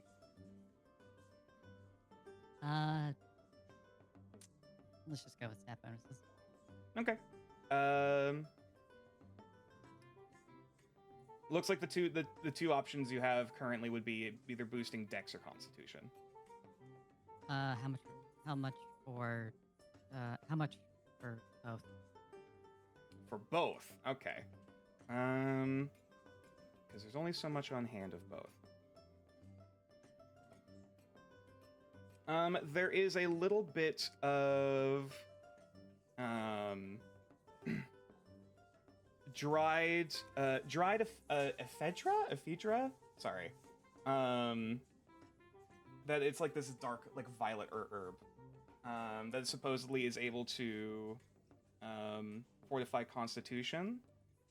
That would be about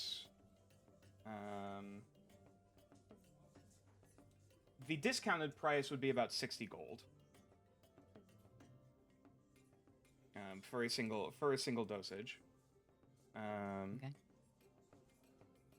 The Drojos Ivy would be able fortifying Dexterity would be about 50. And both of these herbs also have different additional effects if you would use them as like a poison or turn them into bombs, for example. Yeah, I'll do one of each of those. So, what, 110 gold? Mm-hmm. Sounds good. Anything specific you're looking to read, Ale? So, Ale is going to start by just casting Detect Magic. Which she knows boy. She can do a lot quicker and a lot more naturally now. Okay. So, what before would be a much more prevalent actually, you know what? Let's get rid of the industrial ferrets for this part. Sorry.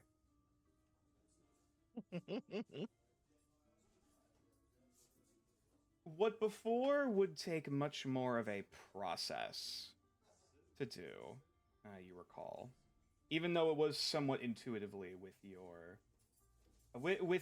race's persuasion. You almost feel that as you begin to chant and project that thought into your mind, of what you would like to will forward, it almost comes instantaneously. As there is that brief shimmer, almost oil slick shimmer across your vision for a brief minute, before the various shifts of colors begin to kind of pool and coalesce into more readable fashions. So, oh yeah, sorry, yes, this would be 10%. Oh right, shit, yes. Sorry for all the costs. It would be roughly 10% off for you guys. Sorry, I didn't mean to distract you. No, you're good. You're good. I forgot to take that into account, but there, as that oil slick kind of coalesces, you're noticing like, even through the walls, there is a lingering shimmer of magic, kind of all over the place. You're primarily getting abjuration of some variety, seemingly arcane. You feel, just kind of pervasive within certain parts of the walls, the ceilings, even in the library, like certain bookshelves, or like certain parts of bookshelves and behind them and such. Like there's little pockets almost intermittently. And you're not sure whether it's like the foundation itself, like that there's some passive magical effect over it, or if it's like targeting specific areas. As for the shelves itself, you're starting to inspect through. Roll investigation for me.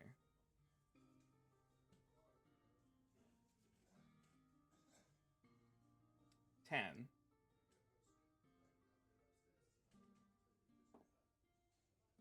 Okay. It's obviously not at her most focus today. Mm-hmm.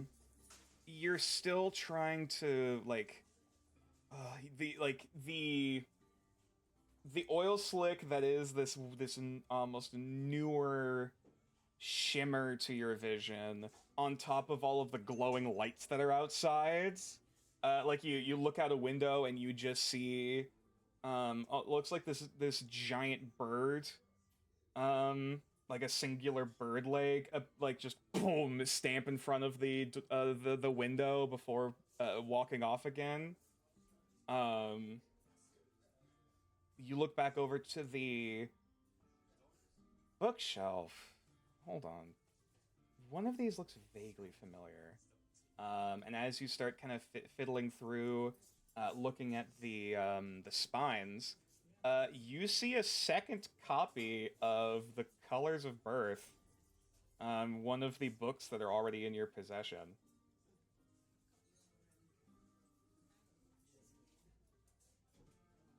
Interesting. It's like it's in one of the far corners, and pretty clearly is not like in like the Dewey Decimal like sorting system. Like it's not in the proper organization with the rest of the books. But it's there.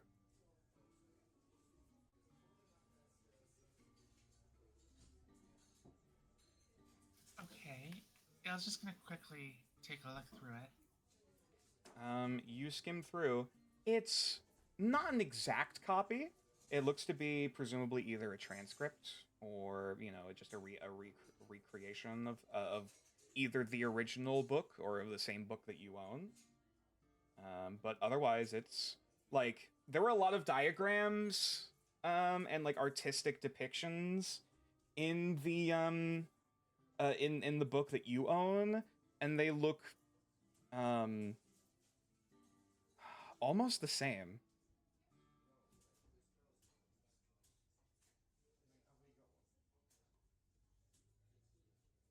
Okay.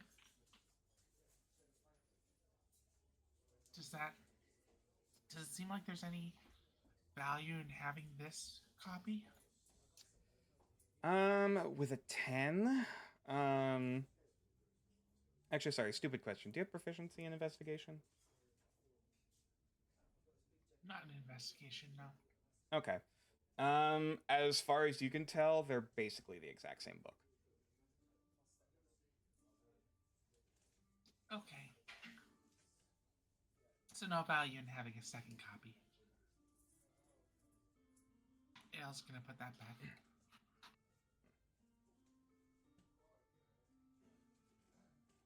I think I've seen your face around here before.Ale's gonna whip around to see who is addressing her. You look over and you see, having just came out of the kitchen, kind of like looks like he was like just like wiping sweat from his brow and was like about to go sit down in one of the chairs. You see this tall, somewhat muscular like wood elven gentleman. This like auburn like red hair. He actually does have a beard. A bit of a short scruff beard. With a like mustache combo. As well as like this like bright bright verdant green robes, along with like this like white kind of tunic like underneath it.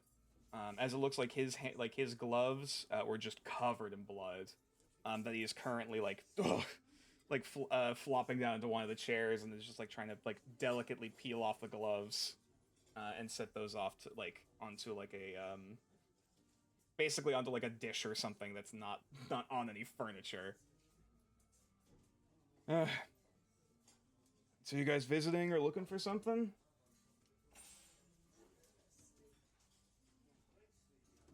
Oh, we're...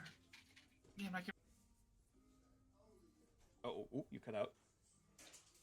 Oh, me and my companions are new journeymen with the Pickling Guild. Oh, new blood! And he stands back up and will reach up to give a handshake. Pleasure to see you. Didn't catch your name. What was it?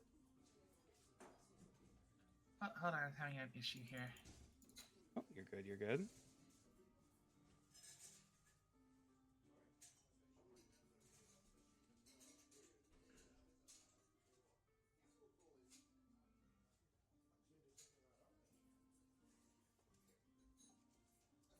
I'm sorry, we're having technical difficulties. Please stand by.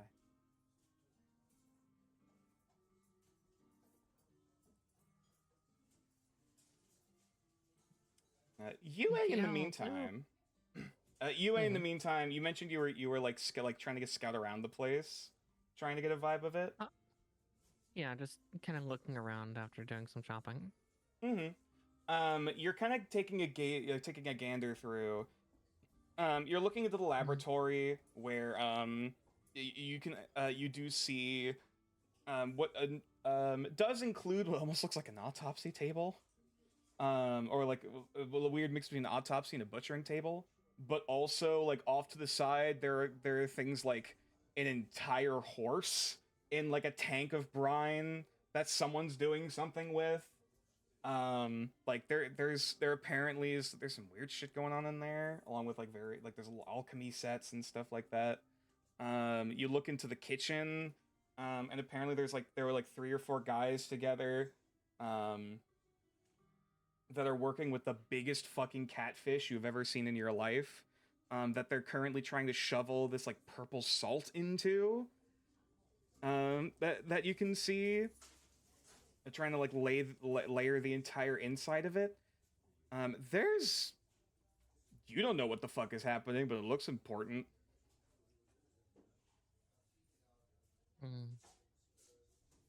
Good things are always not here, for multiple reasons. She just kind of mutters that under her breath, looking at the catfish. The eyes just stare off into the heavens as if to ask the gods why. Oh dear.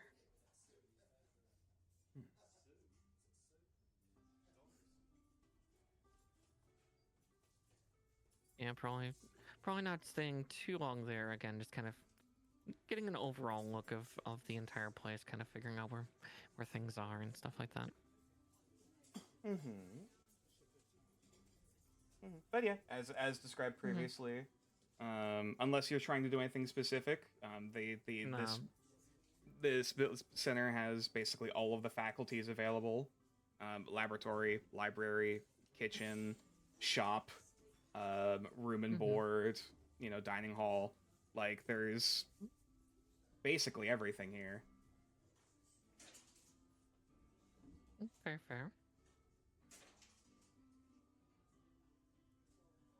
Yeah, probably also checking the room and board section just in case, just because it might be easier to stay here for for Okay. things if we're doing operations here. It's like, okay, less travel. Fair. Don't have to go through paperwork stuff every time through the gates. Roll a perception check. Sure thing.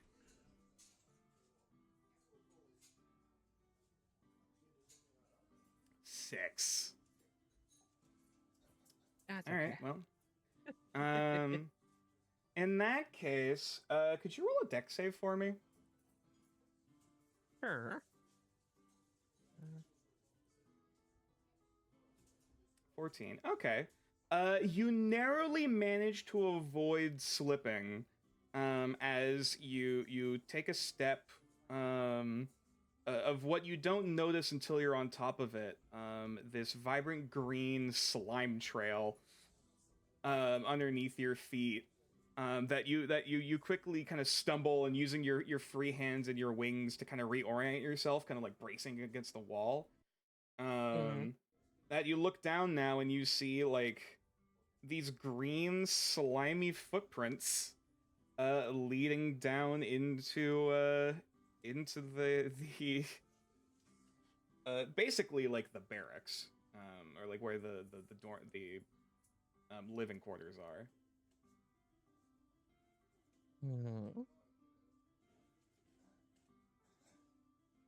Kind of falls a little bit out of curiosity, but Okay. As you turn the corner, you manage to clock with your vision, this little off in the far end. There's no one else in the room currently. Seemingly, it looks like people have currently have their seemingly do trust each other. There's some level of trust here, as you can see people have left their bags out. On basically on their beds and in dressers, like just out in the open, almost as if this is like a college dorm, essentially. However, at the very far end, you can see a small gnomish figure, currently huddled over this bright green thing. You can't really see from this position.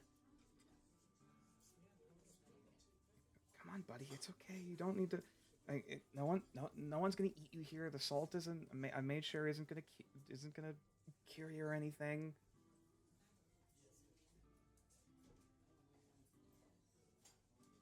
And you kind of hear kind of like whispering, almost half whispering to something. Fair.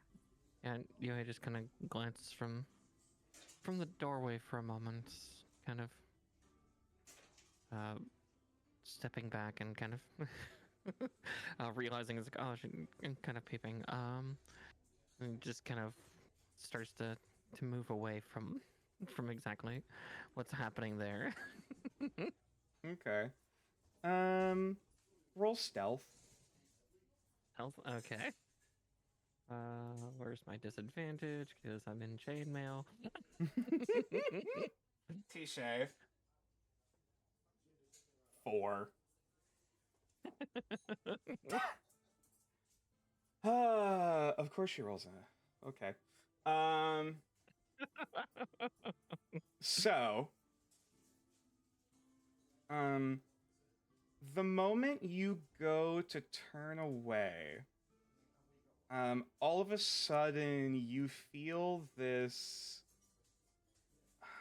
mild kind of stinging, this mild stinging wetness on your shoulder is the weirdest way to describe it. What the hell? And before you turn your head, and what can only be described as a glowing green gelatinous rat skeleton is currently scrambling on your shoulder.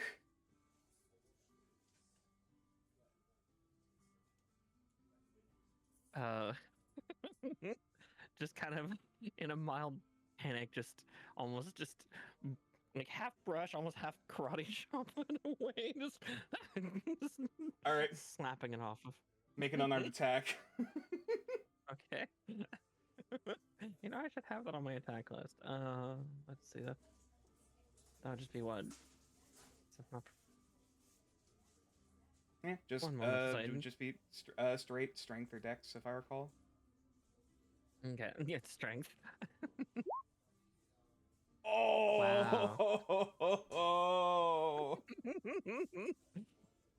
Roll for severity. Okay. Okay, all right. As you go to swat it, oh no, sorry, I rolled for severity on my end. Fair. Let me check something real quick. Okay. So, I'm guessing a 19 hits. Terrifyingly, yes. So, as you go to swat at this tiny insect, as you swat with your carapist insectoid hand, you go to swing, and all of a sudden, the gelatinous mouth that you would think would be soft, actually does reach out and bite your hand, and there is this acidic, like, piercing sting, like someone just poured lemon juice into an open wound. As you take, how much damage do these guys do? Hold on.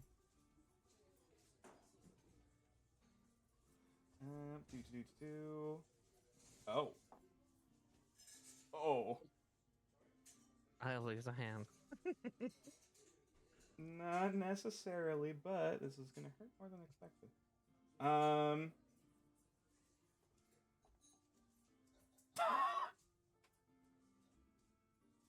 my god. I just want to point out I rolled max on the damage die twice. And so that ends up being a total of 15 points of damage. Jesus Christ. A combination of bludgeoning and acid damage. As this gelatinous pseudopod of teeth, for its teeth, just try to like embed itself in your hand. And as it starts to envelop it, there's this sizzling and popping before you manage to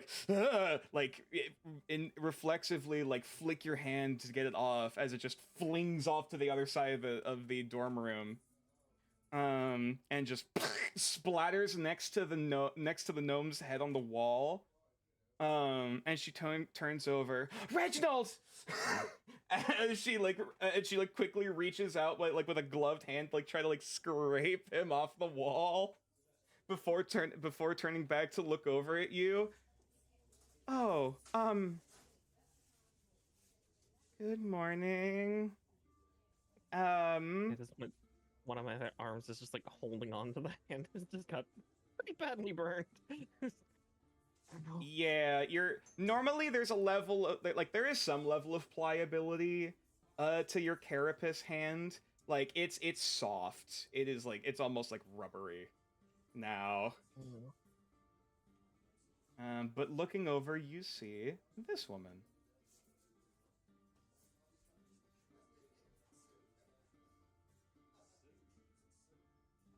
Currently hunched down. Yes. I thought you were gonna say something. I was like, she looks like Miss Frizzle. She does. I didn't want to say anything, but yes. Say it. Me and her in the same thought. Oh, well, sorry. I apologize. It seems that one of my pet Uzumals had gotten the better of me. I do apologize. Did he hurt you badly? And she's like, scraping this slime off of the wall. You watch as you realize now the other thing that she was talking to was another one of these little jello rat skeletons. just seemingly like goes up to it and like almost reflexively goes to sniff it before absorbing into its body as well, and becoming one slightly larger rat skeleton. Oh dear. I don't want to see a rat king this time. He's just, okay, it's okay. Okay, Jerry's got you covered for a bit, buddy. Sorry about that. He got me pretty good. No, it's okay. I've been trying to. There's this meeting I need to get to, but these my friends here have gotten a bit of the better of me. Oh, my apologies. Sorry. I'm guessing you're new here. Moira. She like holds out she like goes to hold out a hand before she realizes it's still covered in a bit of slime, and so she quickly like takes off the glove and then reaches out to shake a hand. Anyway, I think I'm actually one of the ones you're supposed to meet. Oh, really?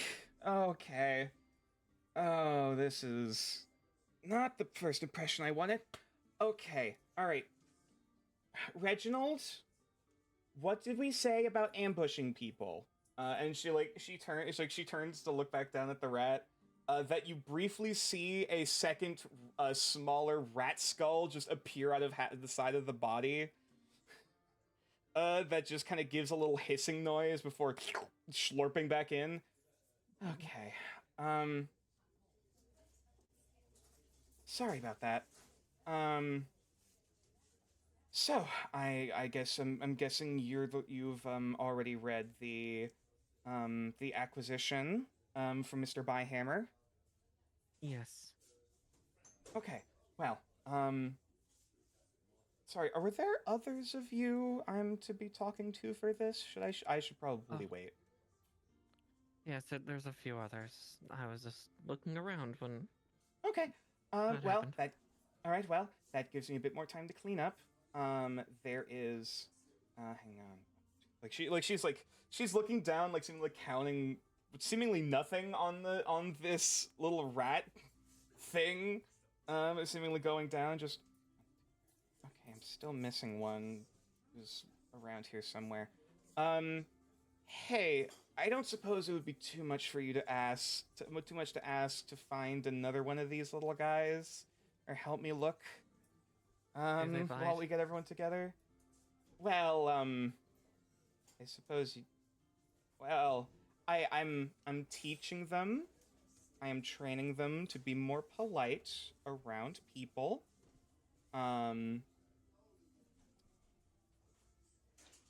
Kyle is probably the most snippy, yes. Is the most. I'm. Yeah, just kind of looking at the. Actually, you know what? Maybe you take this. Like she hands you the glove. It might be. That's probably going to be a bit small in your hand. I was to say a small and large 3-fingered hand. Right. Shit. Hold on. And she quickly reaches in her bag, like rummaging through stuff before she just gets some bandaging and like wraps your hand with some gauze. That should hopefully provide enough of a layer. Okay. Okay. All right. Thank you. And she stands back up again and tries to funnel all of the rat back into her purse before sealing it and going to quickly scamper out of into the hall again. Meanwhile, over with Ale once again. Welcome back. Thank you. Sorry, just had a weird computer problem and then things got unplugged and yeah. You're good. Yes. So yes, this tall, muscular wood elf gentleman is reaching out to shake your hand. I didn't see a picture if there was one. There is no He's picture, not unfortunately. Okay, I'm no, sorry. No worries. Just making sure. I'm sorry I don't have pictures of the hot buff elf man. God damn it. Okay. Well, all right. She goes to shake his hand and.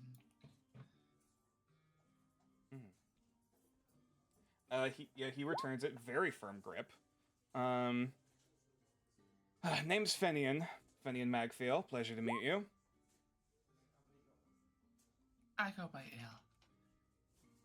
Oh, wonderful. I don't suppose you came here with any other friends of yours, or did you come here alone?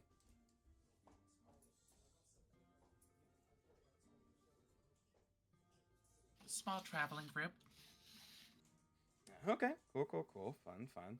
Yeah, sorry, I just came in here for a minute to take a bit of a load off after we've been trying to process and salt this catfish for the past few hours.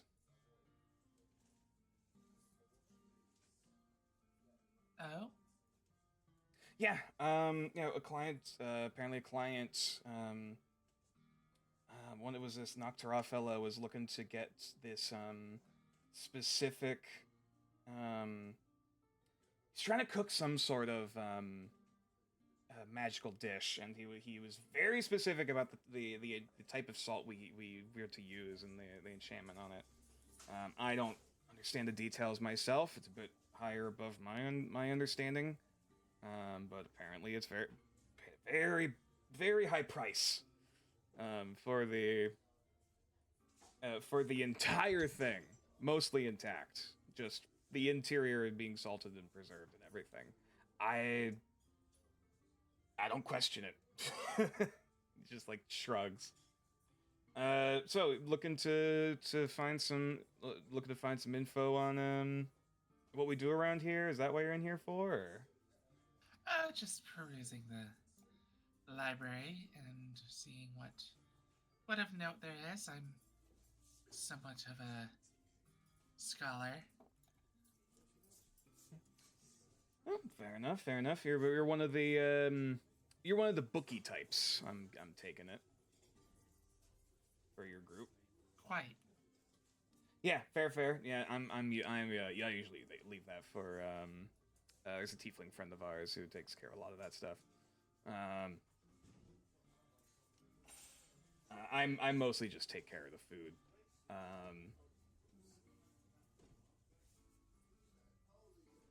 Yeah, sorry. He's like readjusting in his chair awkwardly. Yue, what? Not Yue. Oh my God. Ale, what's your passive perception? That would be 13. 13. Okay. Wonderful. As he like lays back in the chair, it's this velvet green chair that this very sweaty gentleman is currently laying down into. It's almost a love seat. He doesn't seem to notice as he folds his legs to kick one up on top of the other and just folds his arms back. This very faint kind of greenish glow that's slowly creeping up on the back corner of his chair that you managed to clock out of your peripheral.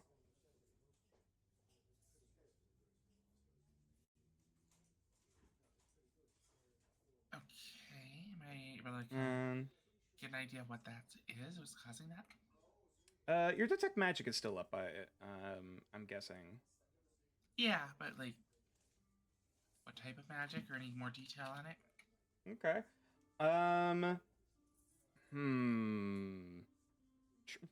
Arcana check, weirdly. 8. The most you're really getting offhand is this feeling of there's definitely conjuration of some variety. Or actually, sorry, not conjuration. Transmutation primarily, along with a little bit of necromancy. But outside of that, you're not really. It's hard to pick up. It's partially Arcana, but it feels like there's a little something else in there. Okay. As like this something is kind of schlorping up the back of the seat.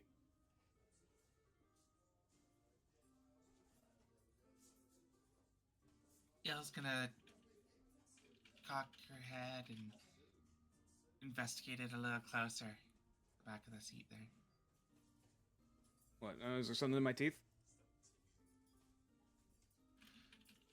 Something strange behind you. Oh no, there's there's plenty of weird shit out here in the Pickling Guild, you know. There's always a lot of weird cuts of meat that they're coming through here, and different animals that people are trying to, like, these rich folks like to have for their exotic dishes. It's creeping further over and it's like just about to drop down onto his onto his arm. As you now see what is essentially this large rodent head. This large gelatinous like rodent skull, about the size of your fist. Think like New York rat size. That is currently like creeping up, getting ready to like open its jaws to clamp down on this guy's arm, as he is oblivious, does not notice whatsoever. Like, it's physically there now? First you saw the light from behind the chair, now you physically see where the light's coming from. Alright, so Ale is going to, like, basically point right to it and be like, is that normal? And before he gets to turn his head, the creature is going to get an attack off. Because unfortunately, he is a dumbass. Yep, that's a 16 to hit. That definitely hits.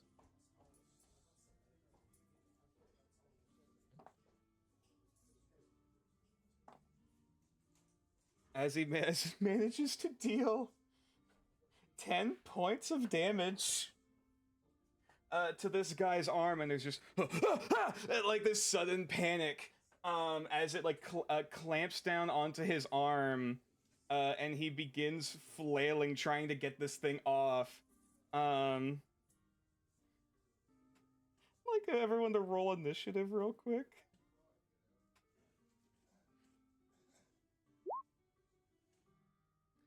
Okay.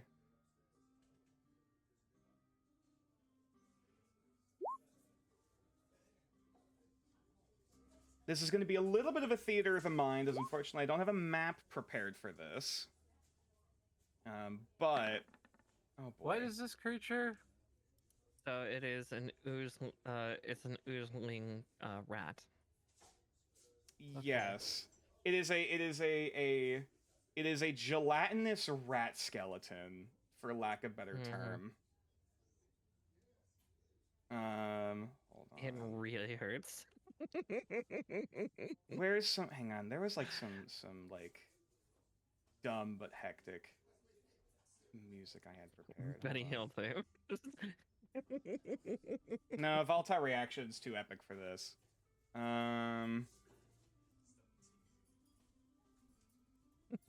You know what? Fuck it. Get the Let's do jar. this one. Oh no. In the Hall of the Mountain King. That's not a bad one, but let's do this. I'm able to play song? The fuck do you mean? Oh, I know why. Okay, shit. I'll have to grab it. You know what? We'll just grab this one. For now, until I find it. Actually, wait, hold on. No, that works. Do indecisive, damn it.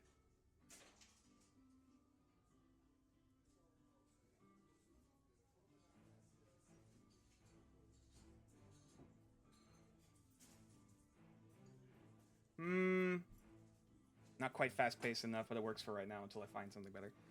Alrighty, so... Actually, also, no, when it's... you have a moment, Oh, make sure I sent you a question on Discord. Oh, yes. I never grabbed the answer for that. Sorry, I did see that. Sorry, I can't remember, so I was just You wanting know, to we'll just check grab with this. you. Good, all good. You know what? Let's just grab Dancing with Wolves. That works.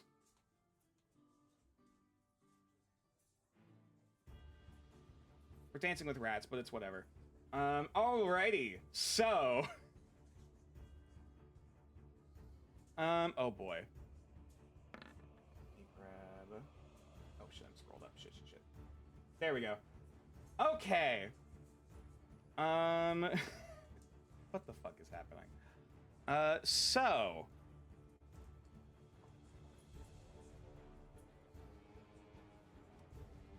if I understand the initiative order correctly, I believe it is Mew first, with UA on deck, then Ale, then Rio, at least for you guys.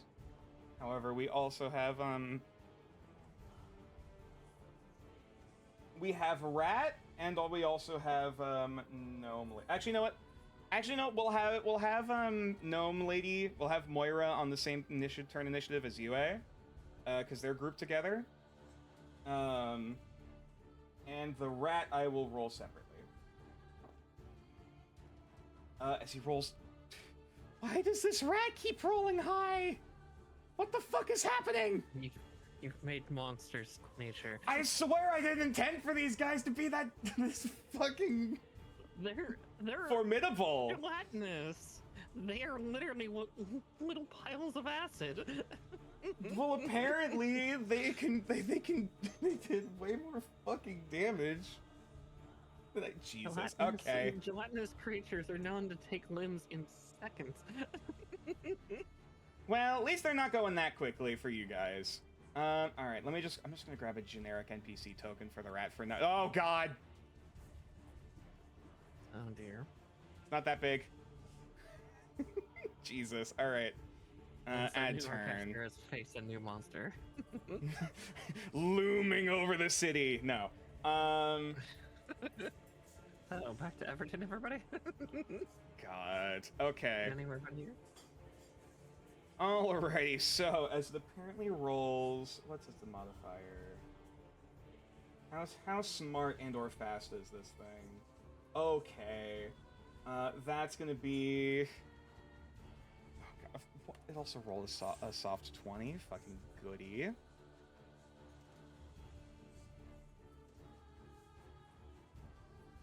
And also, yeah, oh, Rio is not in the initiative. There we go. Alright, so, at the top of the round we have Mew, then the rat. So, Mew, as you're currently like perusing the shelves, you know, going through the basically going through checkout with oh my God, brain, I just forgot his name. Glorian, the secretariat at the front desk, you know, like checking out your items. You suddenly hear this scream off at the other end of the first floor that you're currently on. Mm-hmm. It sounds like someone screaming in pain and panic. Okay, I would. Do I have enough movement to get over there to get over there in one go? If you dashed, you probably would be able to. All right. Well, I'll do that. Okay. As you do you just drop your stuff there for the moment, or do you try to take your stuff with you? I hear that, and I'm like about to pay, and then I just look back. I hear it, and I look back at him. And I'm just like, 1 second, and I take off. He just nods, but like the moment you turn to run, he just puts his head in his hands, like, please, no, please, one day. One day without an accident. As yes, you run off, ducking and weaving through shelves, heading down the hall, sliding through the kitchen where this massive fucking catfish is about to be hoisted up, off of this prep table. And I won't have you roll a dex save to go past them, but there is this brief kerfuffle, like, excuse me, to get past them, as you manage to get into the doorway, looking now at seeing Ale standing in front of this buff, sweaty, wood elf like chef butcher guy of some kind, that currently has this large, vaguely rat-shaped, green gelatinous blob that seems to currently be attacking his bicep. Technically, you still have a bonus action and a free action. Object interaction. I'll draw my draw my pistol from its holster.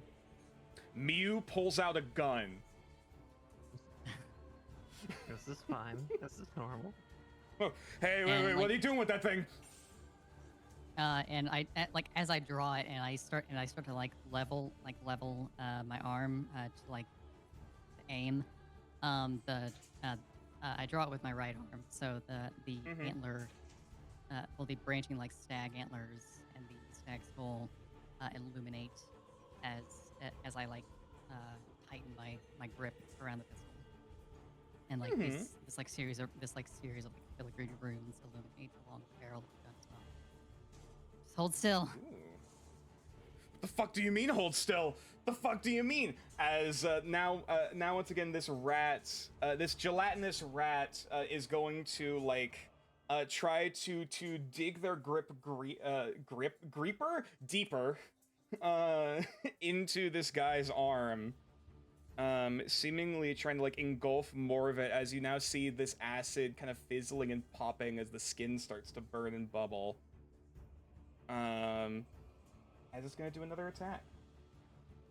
And as this guy's vigorously trying to shake it off.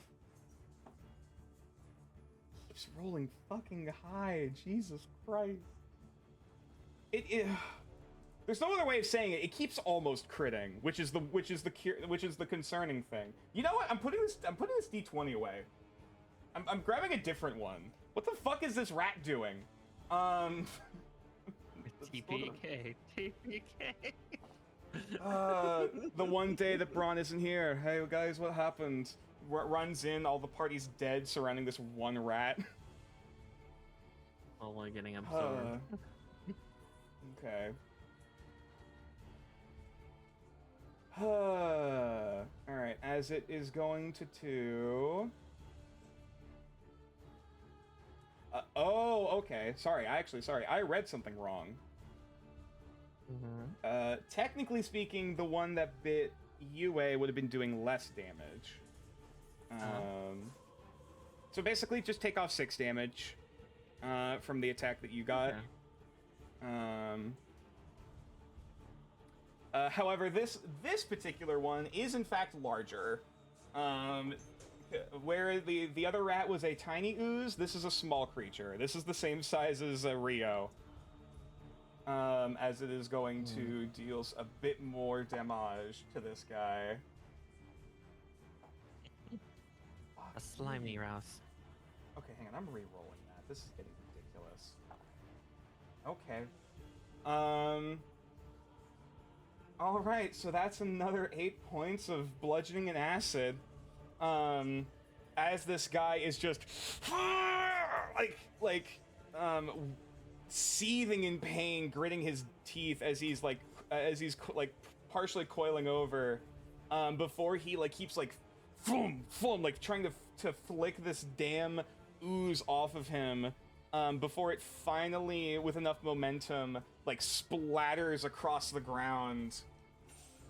Before each of the gelatinous bones kind of realign into essentially this large gelatinous New Yorkcaster rat that is currently standing between on the ground between Ale, Mew, and this buff elf guy.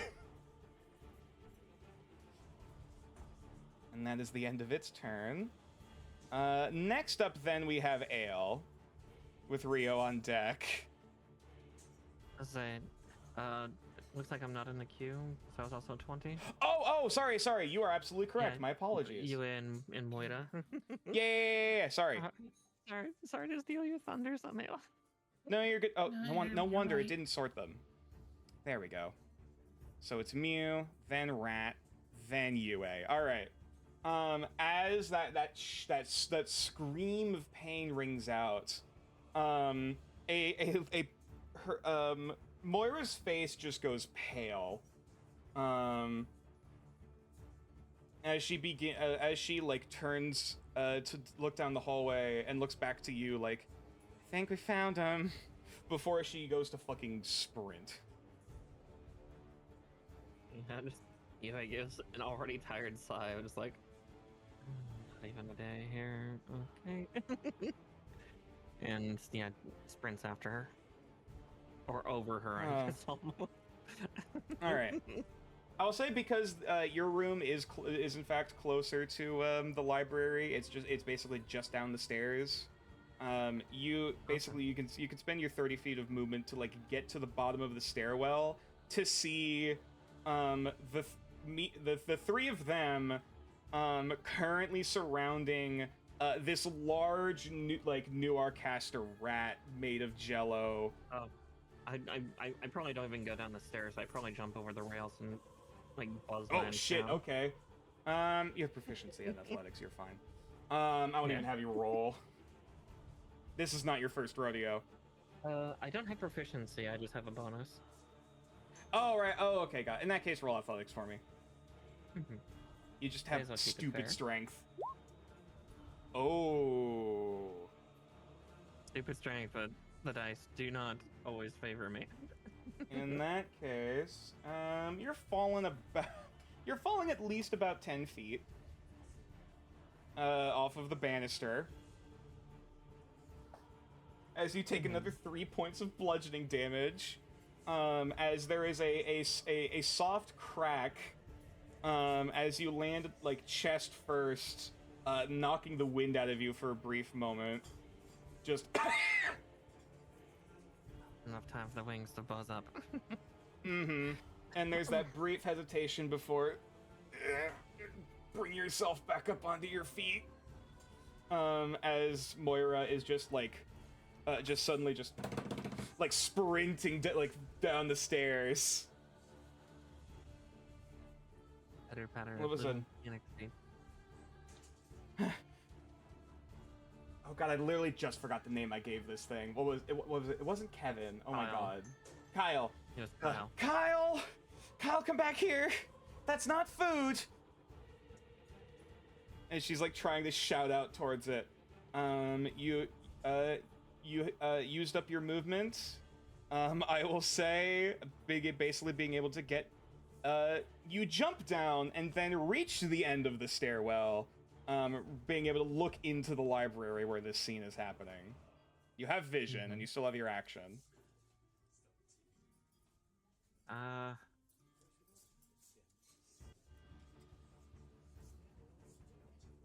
can't think of anything that I could do with that without getting close to this thing. Because yeah, I'm not within melee range, am I? No, unfortunately. I would say it's probably about 15 feet away. That's fair. Yeah, not exactly keen to shoot a bow, though I am seeing now probably Mew with her gun out. So it's like, yes. Mew is currently holding out a fucking gun, trying to aim at this fucking rat.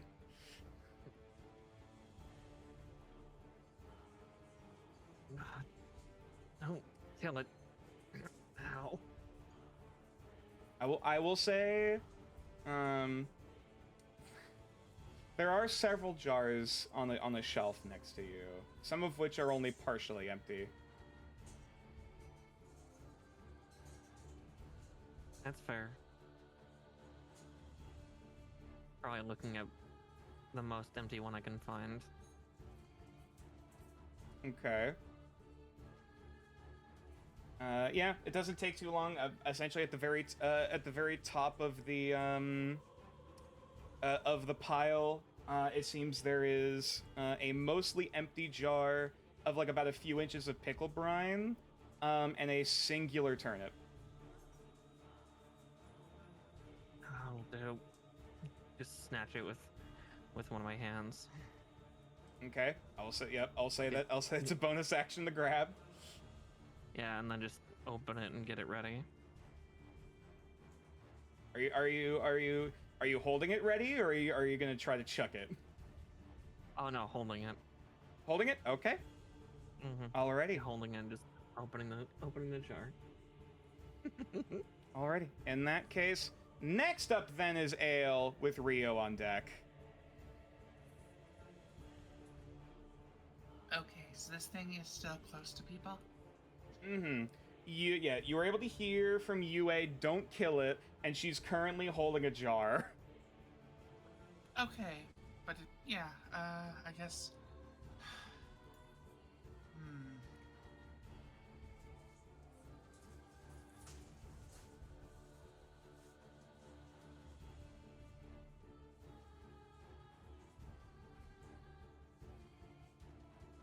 I guess my only option is, let's try some tashes Okay. on a slime rat. Okay. Interesting. All right. All right. Let's see how well the gelatinous rat can make a wisdom save. As it rolls dog shit with a 4 on the die, it's definitely not going to make that. As this thing doesn't so much laugh as you see this thing start like bubbling weirdly. And it kind of dissolves from like that skeletal rat shape into just like this vague kind of amoebic kind of form, kind of bubbling on the ground. I don't think, actually, hang on, can these things go prone? That's a good question. Apparently they can. All right. Yeah, apparently as this ooze creature does in fact go prone on the ground, bubbling in front of you. All right, wonderful.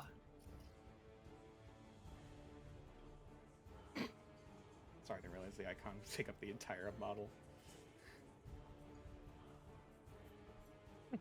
Well, I've done my part to incapacitate it. All right, cool. Anything else you want to do with your turn? I guess I'll see what I can learn about it. Sure. Actually, I believe the skill check for oozes. I guess technically because this is two different creature types. I believe either Arcana or Religion of your choice. Let me double check that quick. Oh, sorry. Either Nature or Religion. My apologies. Okay. Can I keep that roll? For this time around, I'll allow it because I misspoke. Okay, then it would be a 22. Okay. Yeah, I figured it wasn't going to be much lower. Okay, so this thing has a number of abilities. It does have a few resistances. In its current state, it has no weaknesses. And there are at least 3 abilities that you'd be able to analyze. However, with a 22, you would recognize. You're pretty sure this is one of the quote Flemings that the guide was talking about, cautioning against. Apparently these things are a bit of a epidemic, for lack of a better term, in the Arcana sewers. Oh, good. We might run into more of them. Mm-hmm. There's more story to that, but that'll be for later. Until then, there are 3 abilities that you can analyze, though based on their descriptions, you could kind of infer pack tactics, slippery, and spider climb. Let's go with slippery. The Fleming can occupy another creature's space, and vice versa. All right. And so yeah, in that case, going up to Rio, I presume you are somewhere in like deeper in the shelves, like looking around at stuff, while Mew is at the front counter. Rio's got his eyes on the rat. Okay. Actually, where did Rio go before combat began? I'm actually trying to remember. He was with the party. Sorry, I was away dealing with something. For the Gotcha. start All of the good, whole all good. scene. Okay. Did you follow Ale into the library? Yes. Okay. All right. In that case, yeah, you do in fact you've seen this whole scenario unfold of this gelatinous rat about as big as you, skeletal somehow, and was currently burning into this dude's arm before it got thrown off onto the ground. And you heard Yue call out, "Don't kill it." You said there were some jars? Yes, over where Yue is currently, there are a number of half-empty jars, one of which Yue has in her hand. How heavy are these jars, would you say? Less than a pound. Perfect. And you said, like, they're big enough that something could fit in them? Like this creature? Perhaps. Cool, Rio's got an idea. Okay. I'm pretty sure with your movement with cunning action, you can basically grab a jar and get back. Why would I do that, though? Well, what do you want to do? I'm just double checking something. You know, I don't know if this is the weirdest combat I've ever ran for, but it's up there. You did this. You know, this is a great downtime session. I'm gonna try Braun to. is away. Rio's gonna try to levitate a jar into the slime thing. Okay. Could you? Yep, invisible that's force. not a roll. That's not a roll, but yeah. I mean, this is a manipulate object, move object. Okay. I'll say for the sake of this, because you're trying to catch it, this will be considered an object attack. However, you're not trying to do damage. You're just trying to, like, you know, aim for this thing. As suddenly, hold on. What's the armor of this thing? It's also prone, so she get advantage if I have to roll for this. Actually, technically, hold on. Because it's prone, it actually would be ranged attacks would be at disadvantage. Yeah. Melee attacks are advantage. Yeah, melee are advantage, but range are disadvantage because smaller hit profile. Mm-hmm. It's hard to shoot something when it's like down on the ground. I'm trying to drop a jar upside down above it to try to get it stuck in the jar. Okay. I'll say, because you're trying to finagle around to do this to weirdly get this to work.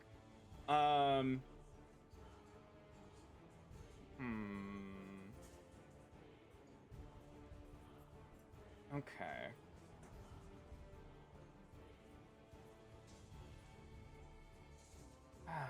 Because I'm trying to figure. Oh, I guess this would still be range. Okay. I think this still would be considered a ranged attack for the purposes of this. Because you're still trying to aim this up and get it to impact, essentially to make contact with this creature. Even if it is more of like a drag and drop rather than like throw.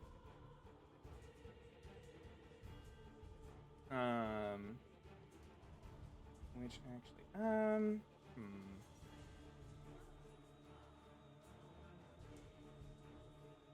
You know what? Just because I'm nice, roll again. I'll allow this to technically be at advantage because of all the weird shit going on here. Okay, never mind. You try uncorking this jar of pickled onions that you manage. All of a sudden, as you concentrate, Yue, you would see next to you, the lid just kind of screw off and just fall off onto the ground, before it lifts up in the air, like dumps out its contents on the floor, and goes to float up above the creature, before it just dead dropping, and there is this garbled like bubbling like screech, as it just like essentially like rolls into like a tube temporarily to go like 5 feet to the side as the jar just shatters onto the ground.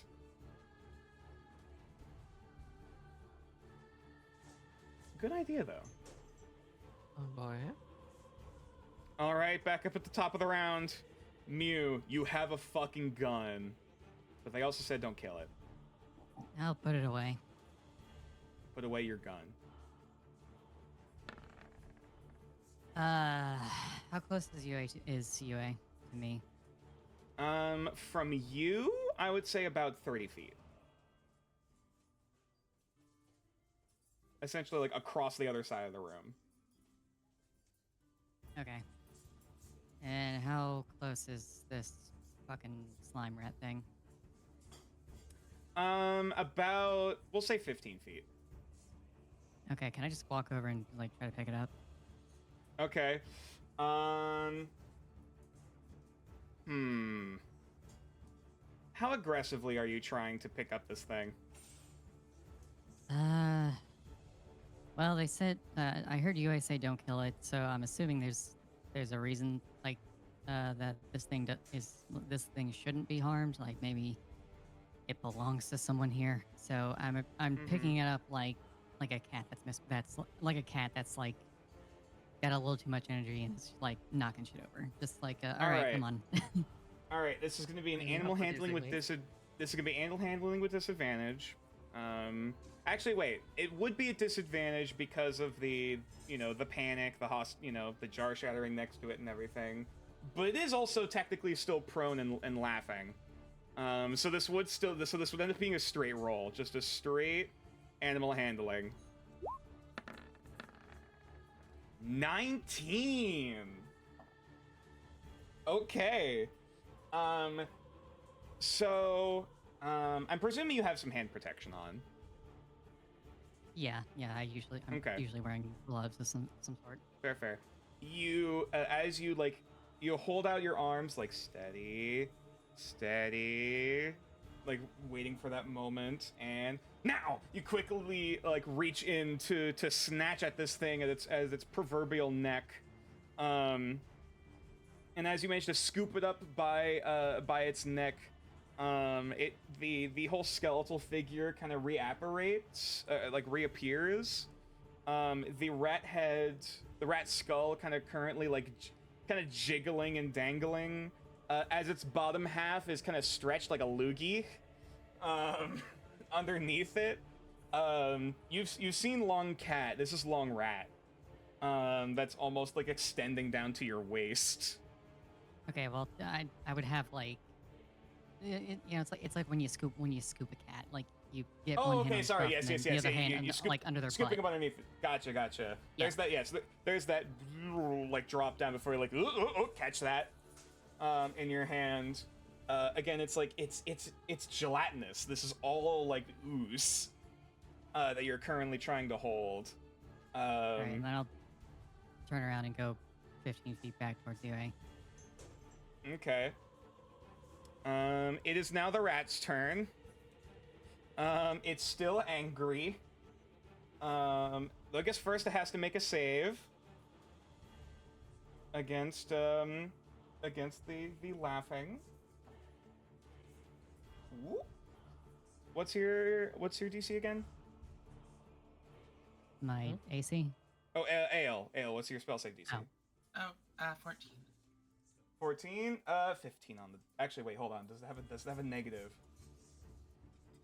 What's it? What is it? A charisma save or wisdom? Wisdom. Ah, it barely failed with a -1 to the roll. As once again, this thing just keeps kind of like. If I could describe what carbonated gelatin feels like in your hands, this is a very weird sensation. As it's currently like half scrambling, half bubbling, and like only half able to keep its physical form. As it just wastes a turn. Yue, you've got the jar.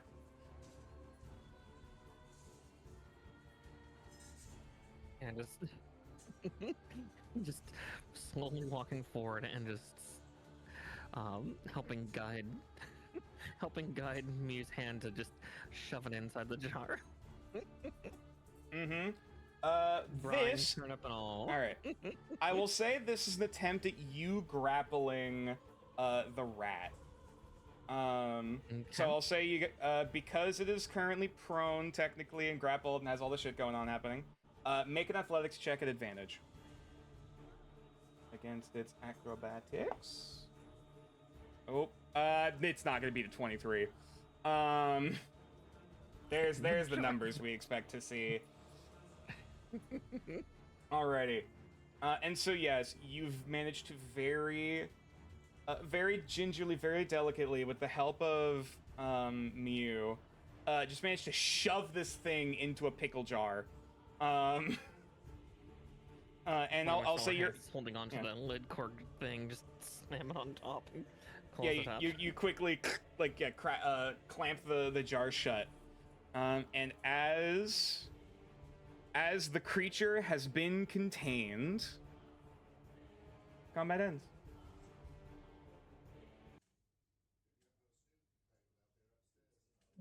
And as within the span of the last roughly 10 seconds, there is that brief shrieking in panic before all of you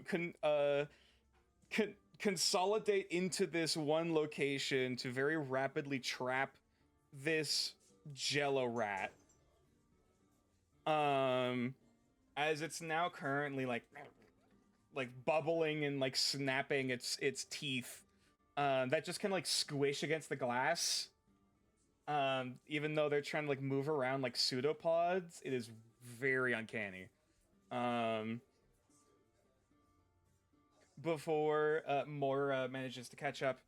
God damn it! I thought we went over this. And she's like, she just like gets down on her knees. As she's like, actually, wait, Yue, are you still holding the jar, or have you like tried to set it down? Oh no, Yue's holding it and she hands it over with her burned hand. Thank you. And she'll take it and she'll look inside, and she'll like try to like caress a hand on the jar, like shh, it's okay, buddy, it's okay. No one's here to hurt you. As the guy just looks he like after he got the rat off, he like scrambled back against the wall, like just like with like a terrified, dumbfounded look on his face. And he's like panting, like looking over at his arm, just what the fuck?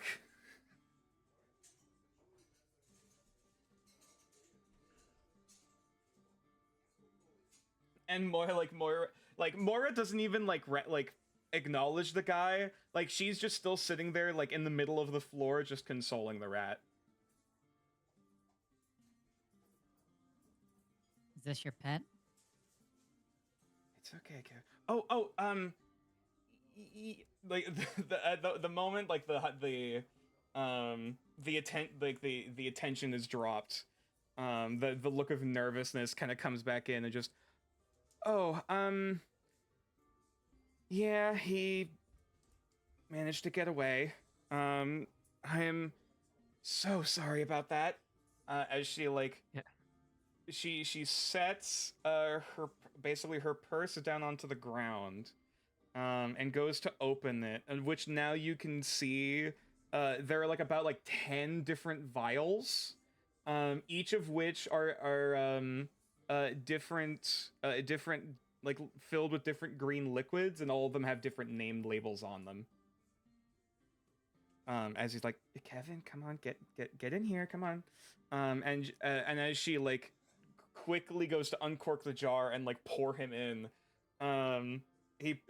she pours him into what is effectively the largest like mason jar, that that is just named Kevin, or it's not Kevin. Oh my God, Kyle.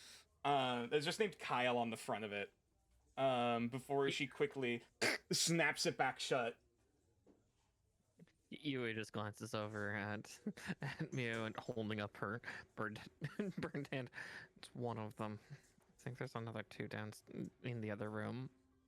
No, that's the last of them. No, that's good, at least. She just like flops down onto the floor. Yeah, Yui just leans back and actually just cradles her hand a little bit, just like, ugh, chitin stings. Bad? Oh shit! Like she like gets back up. Oh right, you got hurt by him. Okay, give me a minute. Bring your arm over. And this guy looks over at her like, what the fuck? No, are you kidding me? Like, that thing just nearly burned my damn arm off. All right, easy there, Chief. Come here. I'll gesture for him to walk over. Like, what the hell do you expect? Oh, hi, ma'am. It's like that the aggression like immediately like dissipates. As you go to okay. He'll hold out his arm, and he'll show like it's like a contact burn, like acid burn. Like, yeah, it probably stings, but it's not going to do any permanent damage. I'll take out some gauze and just like whatever like topical like you know disinfectant I have from that healer's kit, and I'll just wrap it up. It's basically like a first degree like chemical burn, which do suck, but again, he'll live. He'll be fine. There you go. Keep it elevated. Put some ice on it if it keeps hurting. Just yelling isn't gonna help. Thanks. Looks down back at his arm, like tries to test like its flexibility before like, ow. Like immediately starts stinging. Okay. Can you keep that ooze thing on a leash? Before he just keeps an arm like applying pressure to his shoulder. Just like before he just like idly walks out. Talk to you later, Eel. It's like looking over to Ale and goes through the doorway.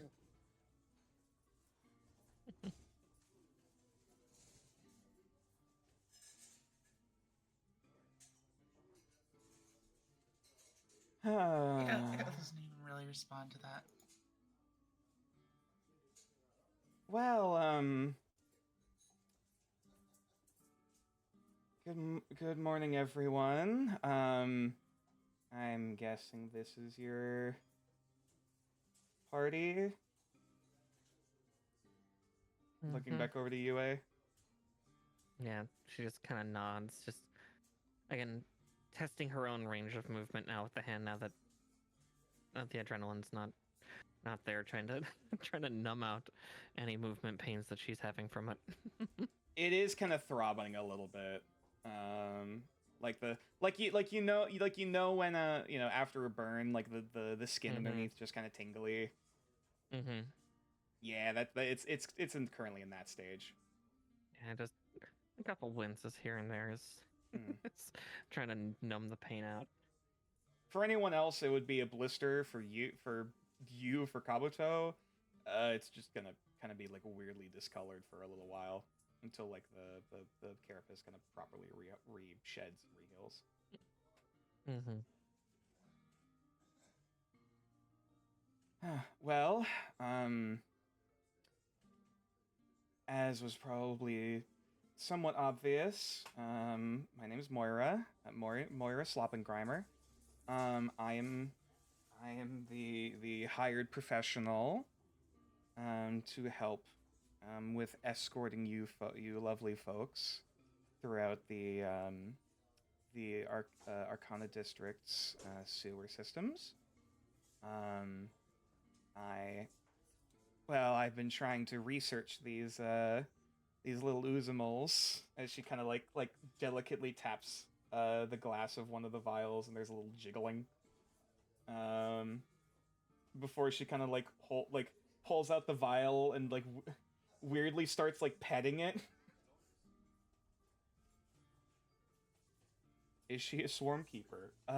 Roll insights?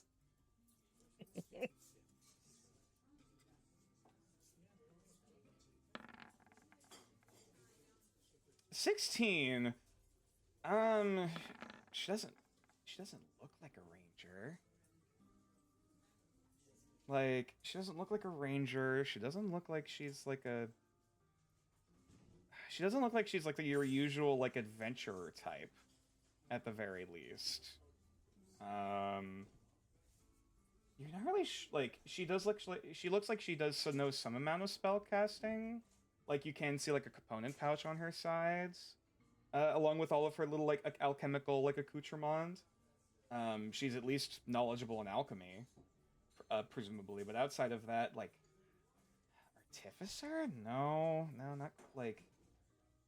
You're not really sure if she really fits in neatly into like one profession. All right. So, Moira, was it? Yes. Sorry. Pleased to meet you. I'm guessing all of you have already learned about the that I'm the details of Mr. Byhammer's request. Mm-hmm. Okay, cool. She just like sits down like crisscross in front, like on like the rug in front of the there's like a fireplace that's been going in the library. Okay, well, according to my sources, there has been an uptick in the north eastern side of the Arcana District's sewer system. Bit of an older section. Not as many folks taking passages around that area.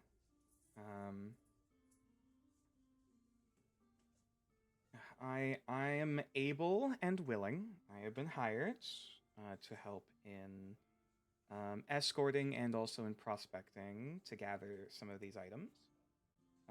I have already been paid up front for my help here. So what remains of the profits ultimately will be on your end.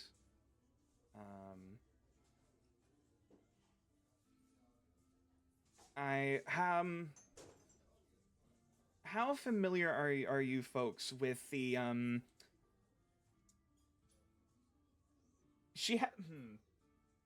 if someone wants to roll an insight check on her.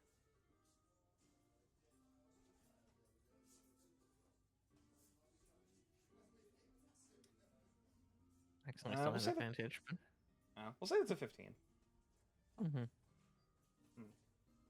She has this look on her face like her mind is running 3 words ahead while her mouth is trying to catch up, and so she keeps kind of like stuttering on herself. That's mood. So she's like, yeah. so she's like, she keeps trying to like double back in her head, like, okay, focus. How familiar are all of you with the ecosystem in the sewer system here in New Arcaster City, or even in the Arcana District in general, specifically.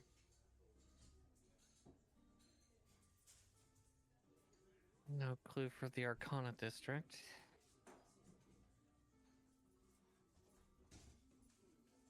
We did spend a little bit of time in the sewers. Yeah, in the Kamiyashi District. That's just had a pretty drastic change. Not as intimately familiar with that side of things, but good to know, good to know. So you've already had some experience in traveling the sewers. Good, good, good. Okay. Yeah. I suppose unless there's anything you guys need, you guys want to prep. I know that of course there's the weather outside that's going on right now. And also you just received this notice today. So if you would prefer some time to get things prepared to go on a bit of an expedition, potentially for several days, in the sewers, I am more than capable of waiting and preparing on my own front. Yeah. Sounds good. For at least one day to rest. That's Yeah. That's fair. Yeah. Given especially the damages and I have some paperwork to fill out probably with the some compensation. Why do I Yes. sense looming? Cool. Right. Neat. Wonderful. Are you folks going to be sleeping here for the night, or is there another place I should expect you? Should we meet up somewhere tomorrow? That'd probably be smart. Yeah, there are barracks here. It'd probably be easier here than going back to Kamiyashi Quarter. Lots of gates to go through. The beds here are pretty comfy, if you don't mind smelling, well, food all the time. Otherwise, everything is perfectly clean, perfectly comfortable. Yeah. Sorry, I'm not used to talking with people as often. At least not here. I work a lot here, but I don't... Sorry, I'm rambling. I should leave you guys to rest and prep, and I go do other things. Okay, take care. She awkwardly stands up and goes to shuffle her way back out into the hall, and you guys are left alone in the library.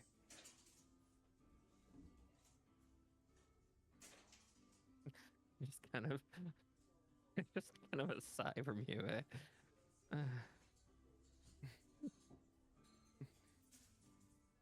Actually, yeah, Mew, you were the one closest to the doorway going down the hall, right?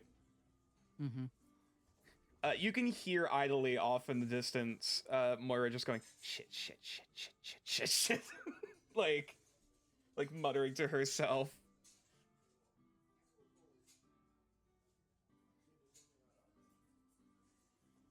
I'll go back and finish paying for my stuff.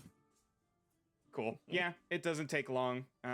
Yes, you go back to the front desk. Glorian looks again, straight face, but behind the eyes, just kind of dead inside.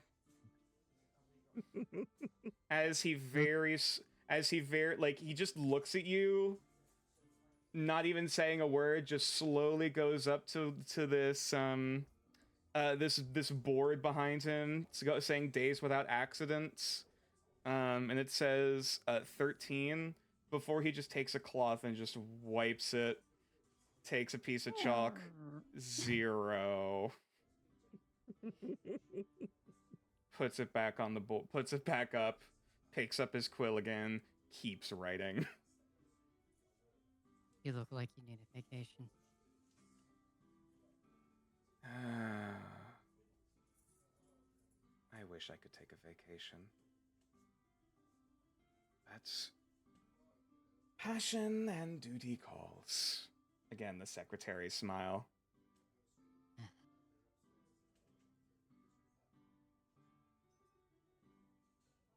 Well,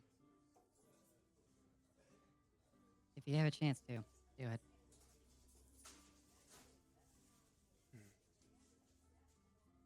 Roll charisma.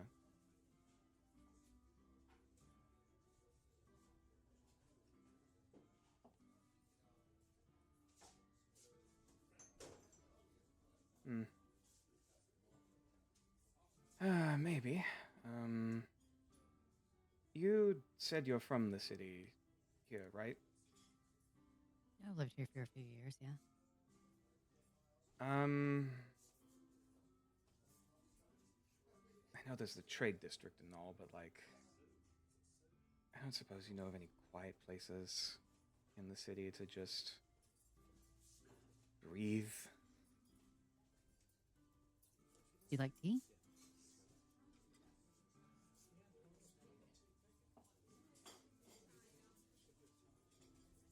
Tea isn't bad. I typically prefer coffee myself, but Tea, coffee, baked goods, that kind of thing.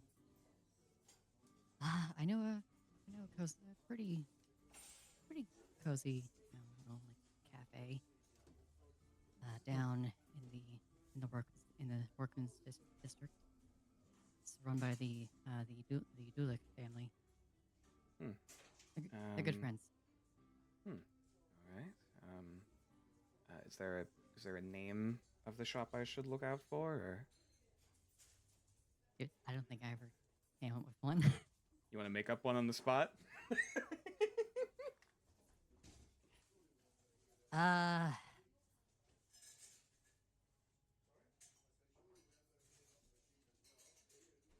The Orcish, the lands where the Orcish clans like originated from. What is it like? Just like terrain wise. Well, that's a complicated question. Long story short, before Newarcaster, the family probably would have been somewhere like deep in the woods. In the woods.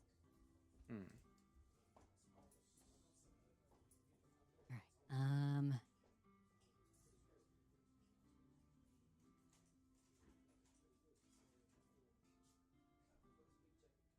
Go with something simple. The shaded grove, or something like that, because it's kind of out of the way. They sell tea.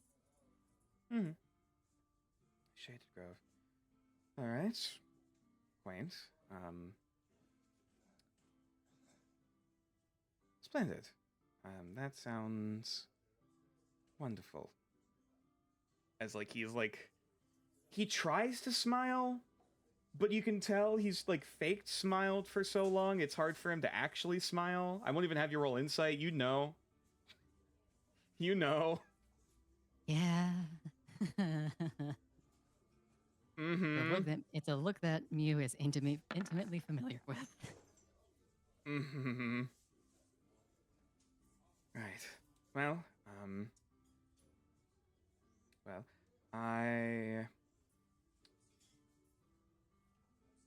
I presume you are a regular at this shop as well. Yeah, the Dulicks are kind of a second family to me. They're good people.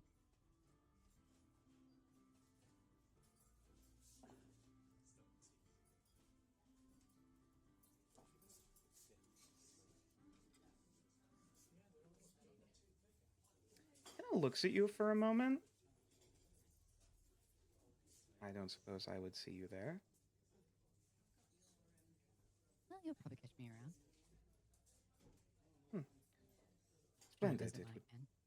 It would be good to see a familiar face. Going somewhere new. I understand that. Yeah, he'll probably find me there at some point.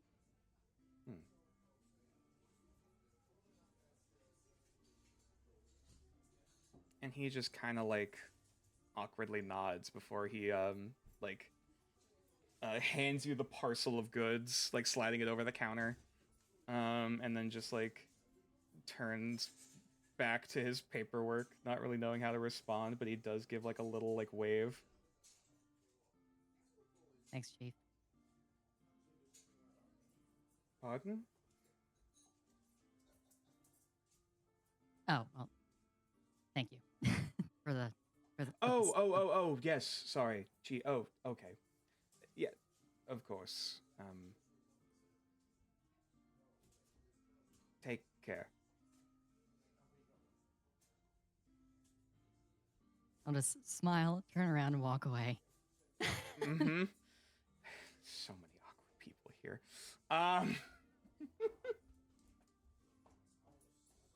All right. Is there anything else the party wishes to do, to prepare, to plan, to rest, to recuperate, with the day that they have, before tomorrow? I can't think of anything for Ale. Rio would like to do some reading. Okay, sure. Do you want? Is this perchance any super special reading or just regular reading? That yellow book that Ale read that has the psionic thing in it. Okay, sure. Yeah, as you're like gazing out the window, of the little communal area here, periodically seeing these vaguely like there's a vaguely like serpentine shape, that kind of like coils across the window before you turn back to your book. Roll investigation. And this is unfortunately a lens book, which I don't think you have any understanding in. So this will just be straight investigation.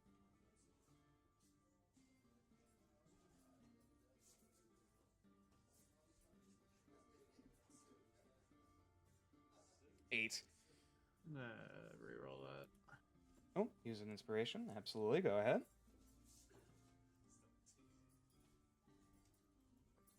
Why isn't that? Okay, there it is. Let me find the DC for that. Because this is one of the later books you guys got. Yeah, unfortunately, no. It is. You run into a similar problem to Braun, where like trying to read over this, it's both very dry but still trying to be very flowery at the same time. It's difficult to describe. It's like a literary analysis on poetry and trying to like parse through the actual information there. And it is a mess. It is dense to read through, and you're like trying to parse your head through. Yeah, unfortunately, during your long rest, you will only really get so far.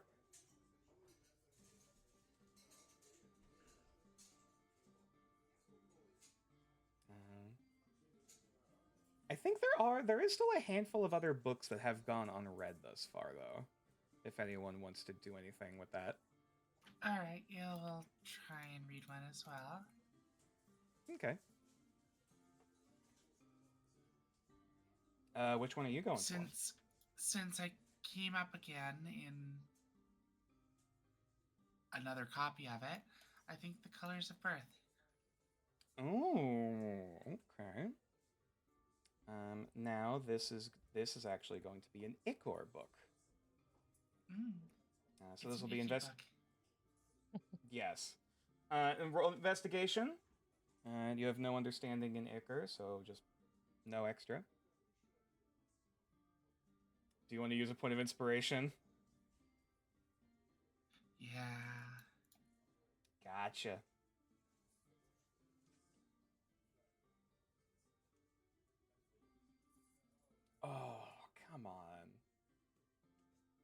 We're never gonna read these books. Yeah, no. I don't think... Apparent fucking Lee, Jesus. So you're starting to read this book. The Colors of Birth. I can at least get the broad description of it for you. Hold on. It is a proposed phylogeny of complex life in Nordareth paired with a multitude of abstract artistic diagrams. However, the more you try to track some of these lines and some of these theories, like, everything just kind of starts to knot and twist at the base, as you're trying to follow wherever everything goes. It's almost like a combination of a like biological, or like a zoological book, mixed with like an abstract art piece, and it's really bizarre. Which only begins to make more sense when you realize this is apparently written by a gnome, or a forest gnome. Which, like, okay, this is once again some weird gnomish stuff in some capacity.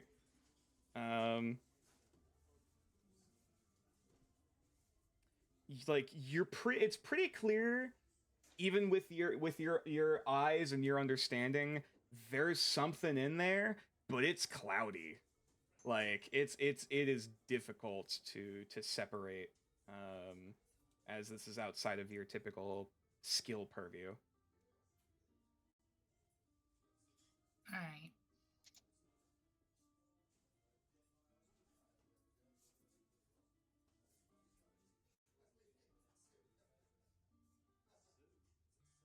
No luck. Mm-hmm.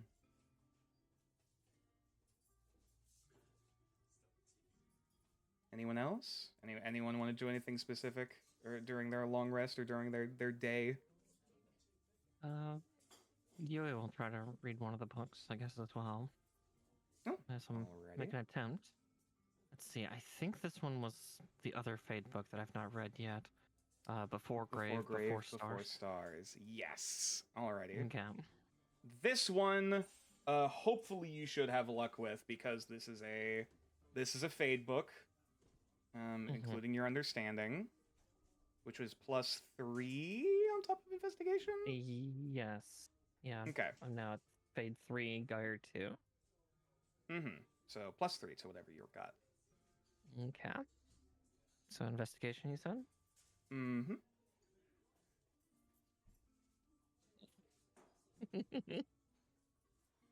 Come on. Systems on chance.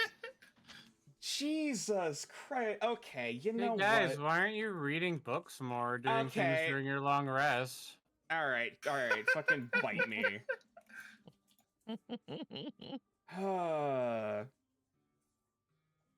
You know, honestly, it weirdly makes sense given the chaos of today and the weird abstract lights and phenomena that are outside.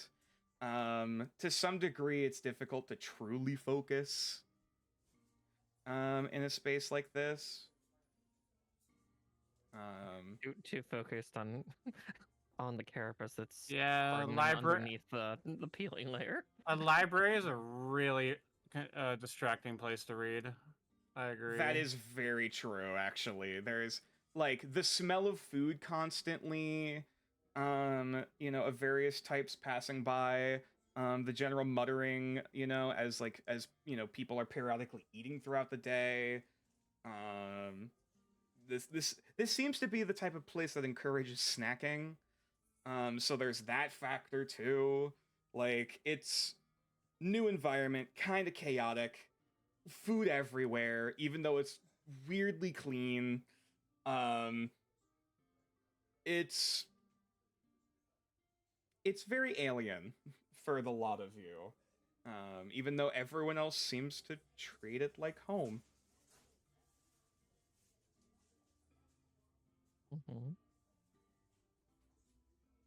Also, sorry, just double check. Was Mew doing anything? Was Mew looking into anything during the long rest? Yeah, I think I'd find either like a room, if we're staying here, or some Okay. other quiet place. And I'm gonna spend a little bit of time,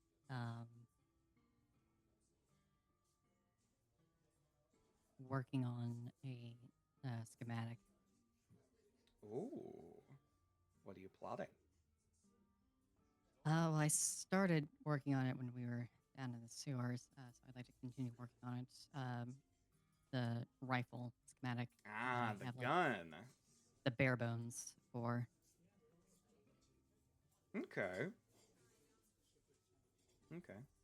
Um, you're proficient. Do you have proficiency in Smith's tools? Or actually, sorry, not Smith's tools. Tinker's tools. I do. Okay, splendid. Um, I'll say this will be intelligence check using your Tinker's tools and your understanding of engineering. However, you also get a let me double check if this would be an additional +2 or 3. I believe +2. Yes, +2. All right, cool.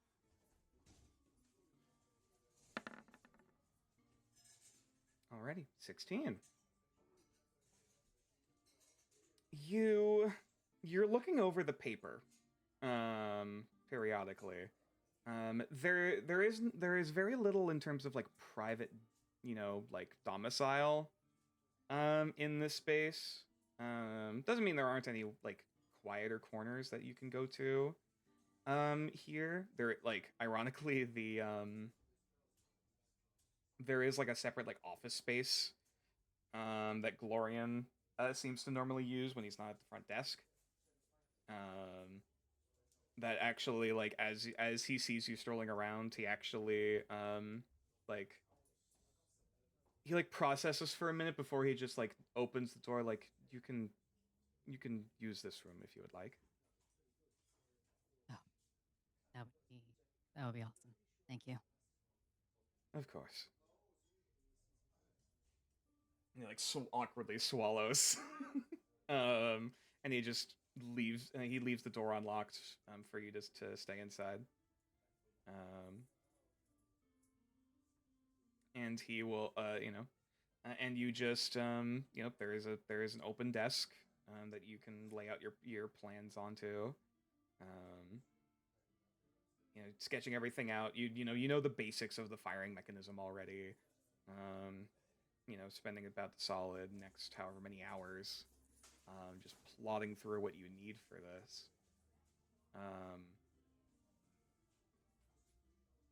You hear something though, like almost as you're like trying to process and imagine how this thing fires. As you imagine the firing mechanism, the matchlock coming down to, the lever coming down to light the powder. You almost hear this hollow, resonant ringing in your ears. Temporarily. Not quite like tinnitus. You've definitely experienced that before. Like it's almost like outside, like out off in the distance. But of course, you look out. I mean, Noircaster definitely has plenty of church bells, but like, it's not the time of day.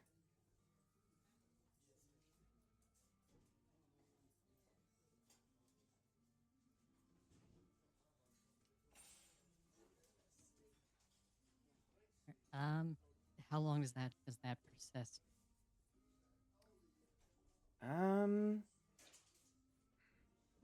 If you don't focus on it, it will slowly fade away, over the course of like maybe like 5 or 10 minutes. But like if you do sit there and like kind of settle with it, it does, like you can still almost like hear the faint resonance. Oh, This isn't the first time I've heard that, so I think I would try to focus in on it and see if, you know, what the purpose of this is. Okay. Like, why am I hearing this? Roll a d20, and add your understanding of spark.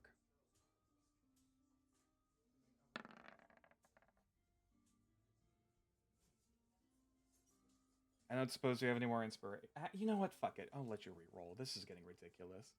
With the amount of poor rolls people are having tonight. There we go. Okay.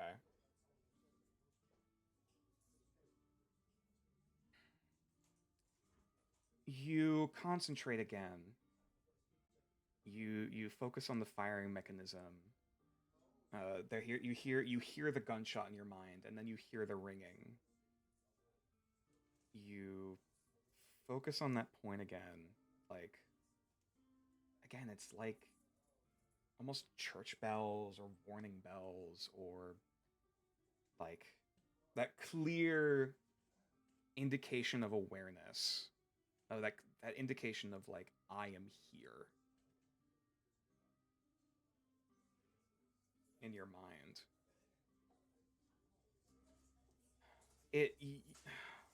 It's difficult to describe.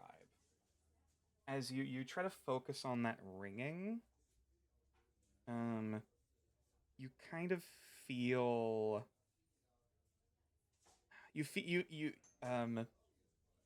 the warmth of the bone mallet that has kind of been on your waist this whole time. You've always kind of like, it's always been warm, but you've kind of been able to put it to the back of your mind.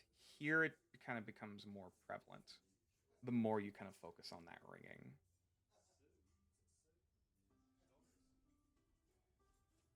I'll reach for it.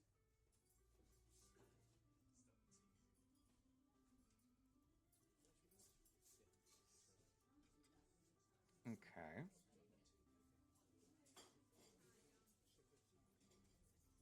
As you reach for it, and your eyes close, you begin to dream. Fall asleep at my desk. Mm-hmm. Yes, thank you. One moment, please.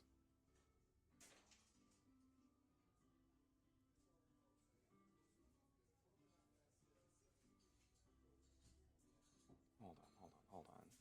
Shit, where is it? Fuck, I just had it. Am I blind? Maybe. Potentially? Who knows?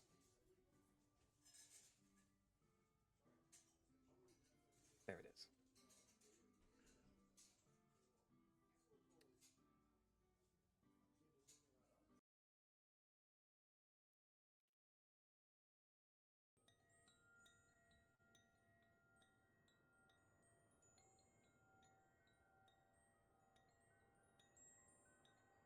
You drift off to sleep hearing that ringing over and over and over again.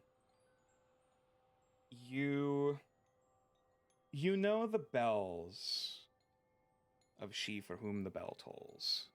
They're hollow and resonant and alarming and frightening. That's not what this sounds like. There's this invigoration to it, almost. Like this call to action, or this it almost resonates in your down your spine, down your arms. There is this want to do something, to shape something, to build something.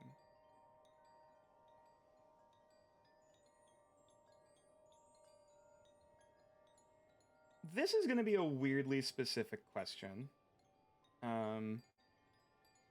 If Mew were to decorate, like, her perfect room, what would it look like? I think it would be pretty. It would be pretty, pretty just, utilitarian. Like a decent size, like writing desk with a workbench next to it. Probably, up against the window. So there's, a decent amount of natural light.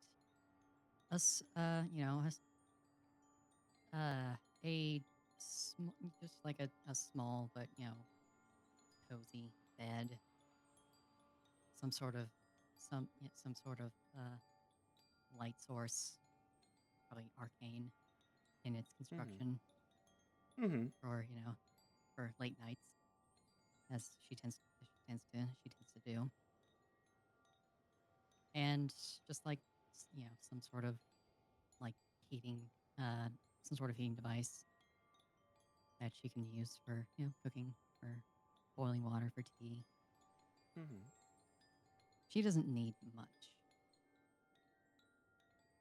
to be comfortable.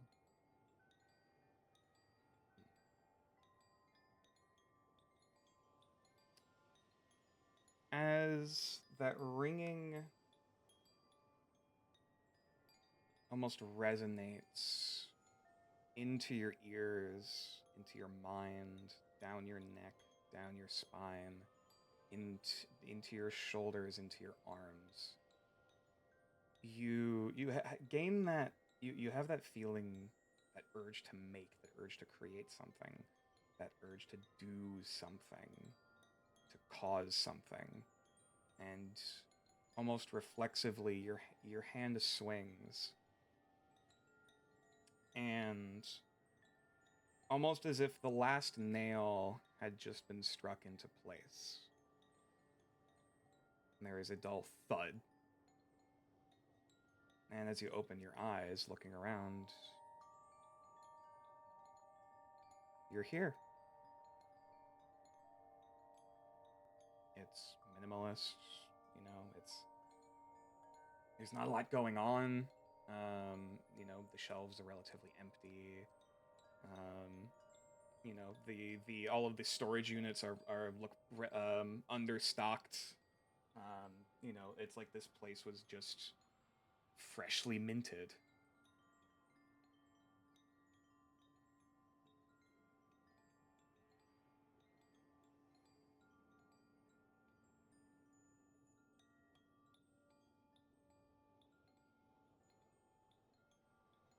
Just take a few seconds to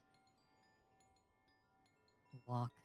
You just walk around, just kind of tracing my hand over the fully workable surfaces, or sitting down on the bed. Huh.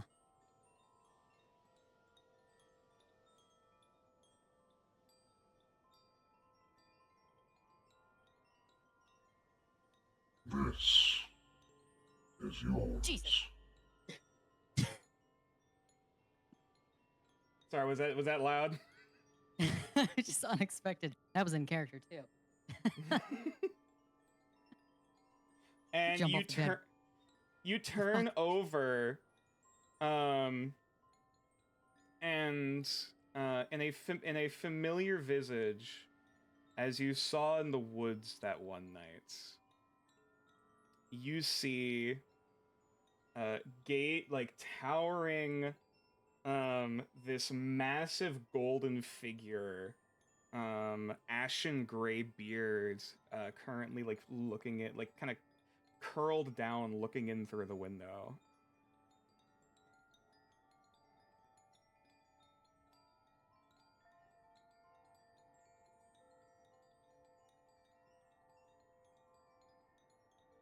This wave.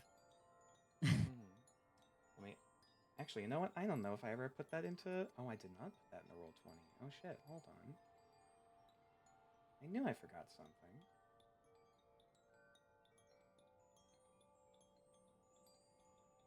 I know I sent it in DMs. Shit. There he is.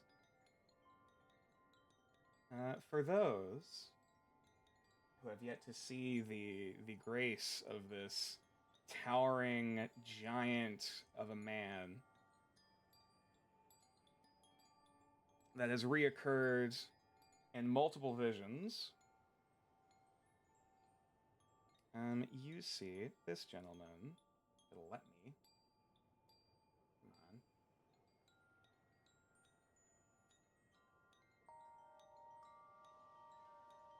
Roll 20, work with me. Come on. There we go. This gentleman.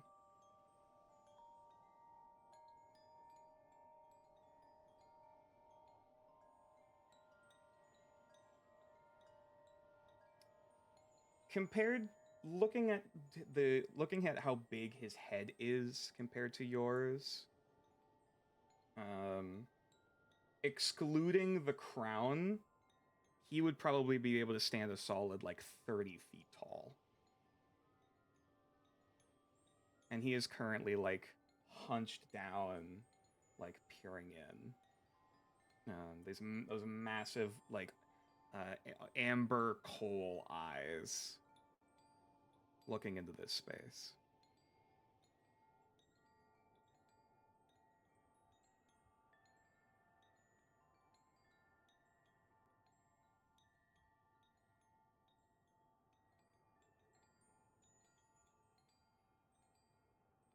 Me, huh?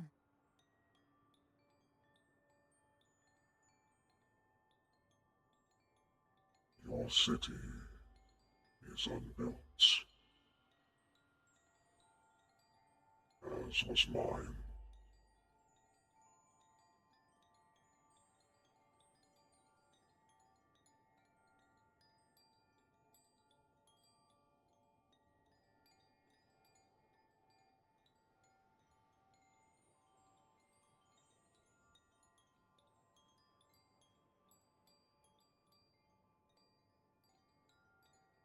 So what do I need to do?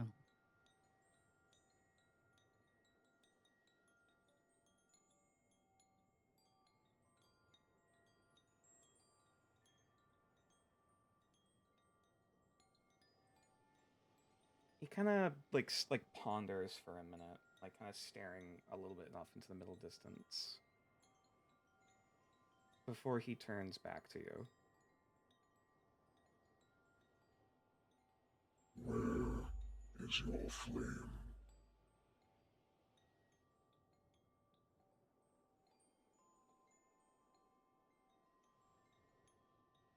Where's my flame?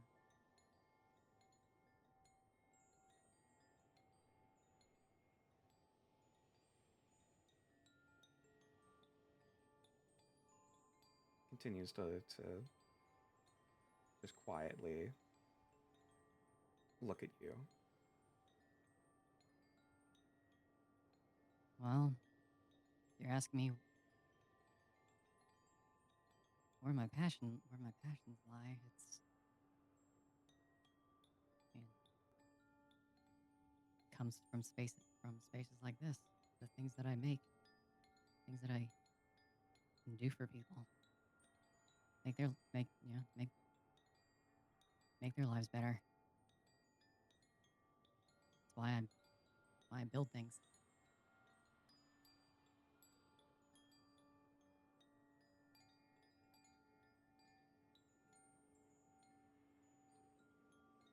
My city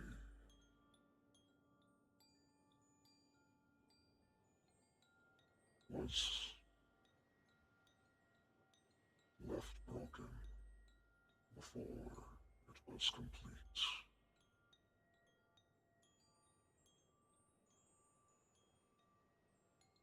Find your fuel. Do not waver, as I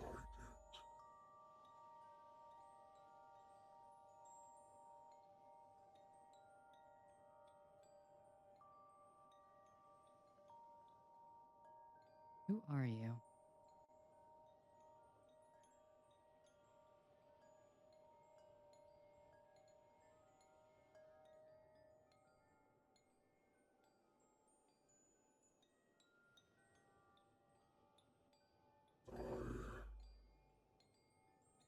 I was a lord, a builder, a father, a fool.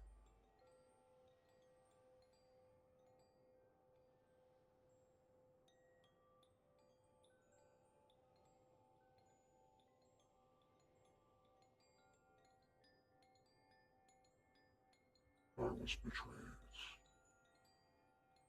by what I trusted. In my kingdom of gold,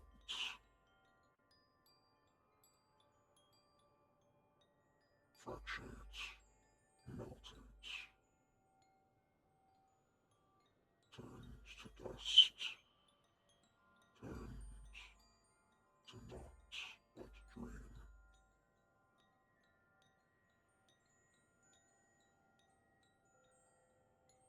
Betrayed.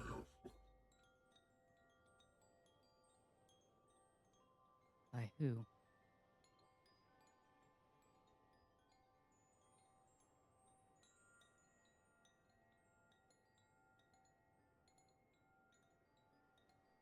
Kind of stares off, seemingly into this horizon line, almost far beyond where you could ever see.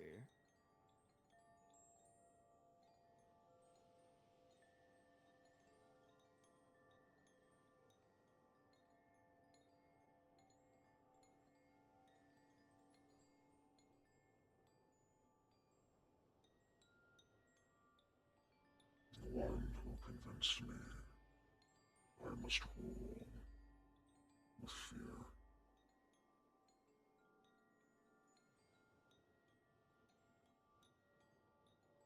She nearly cut me down.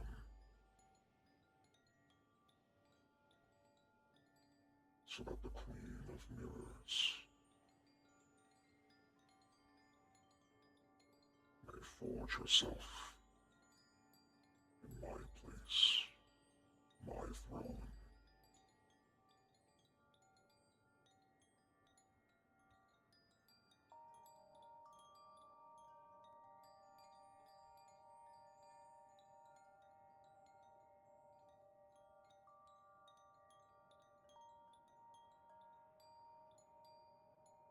Yes, we have. We got something in common.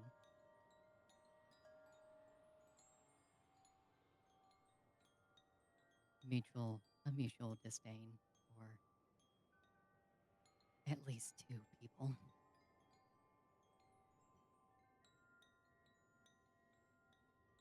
He just looks back at you. The city unbuilt always begins with a house.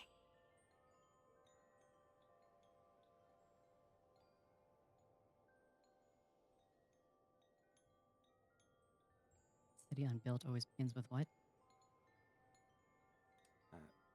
Begins with a house. That.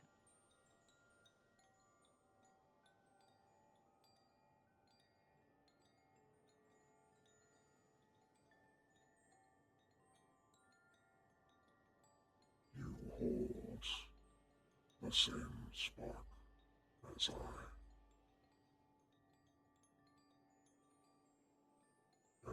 As your kin.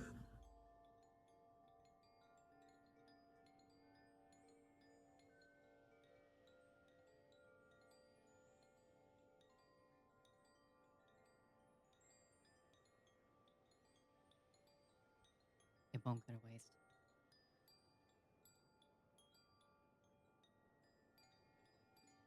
Good.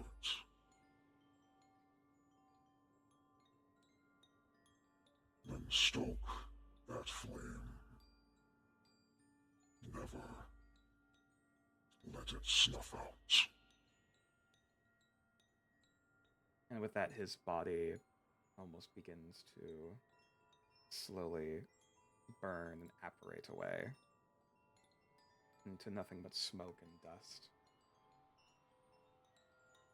And only for a brief glimpse, you see that charred black skull in the smoke before that too dissipates. And gazing out upon the out the window where he once stood is a fallen kingdom. Kingdom in ruin.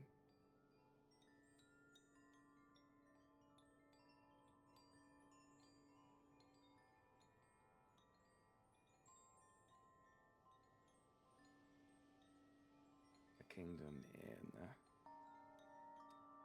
eternal sunset, refusing to die.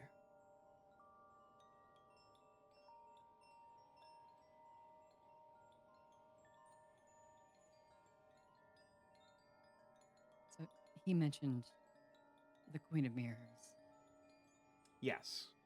taking his place. So would it be a fair assumption to know, to assume who betrayed him?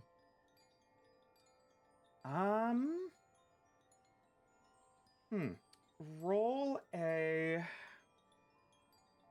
an intelligence check. Yeah, because he also mentioned that the person who betrayed him convinced him that he needed to rule fear. Mm-hmm. I've heard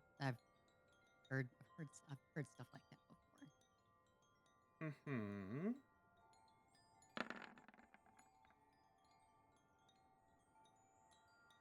You search for a moment. And as you're kind of, you're parsing through your own memory, trying to almost imagine the face in your mind.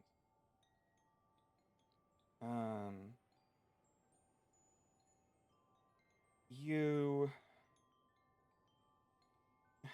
you kind of take you have a double take for a minute. As like you blink and you look out to see her face gazing at you in the window, like before you realize it's kind of like a stagnant like statue.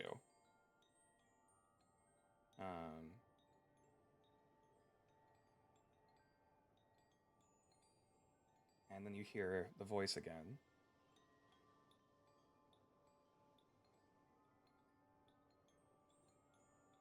A warrior, chosen by she, whom she consumes.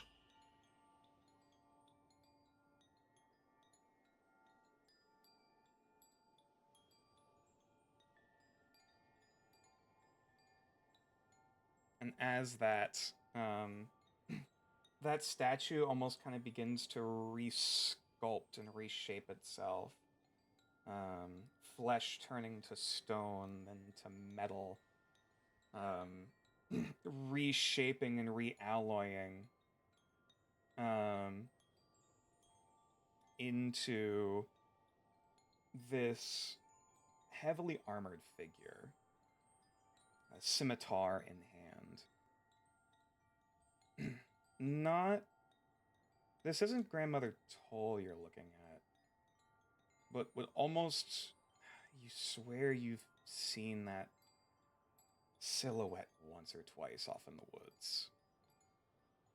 Even if you never really talked to them directly.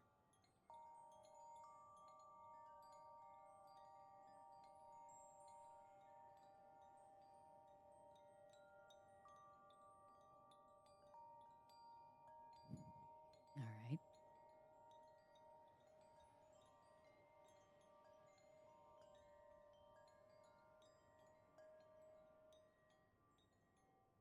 That silhouette kind of just stares back at you in that brief moment. which looks like... Sorry, I was also stalling to see if I can grab the picture.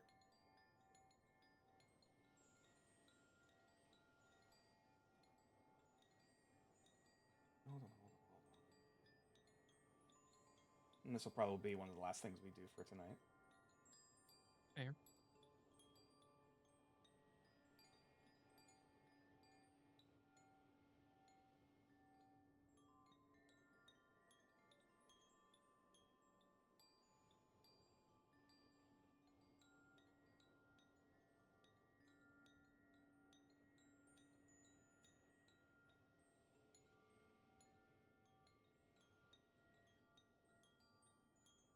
Just set that works.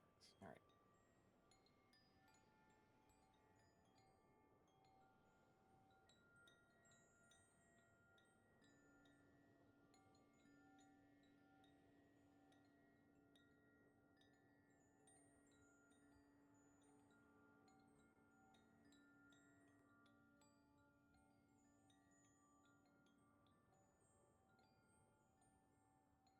Sorry, hold on, almost got it. There we go. You see, staring back at you,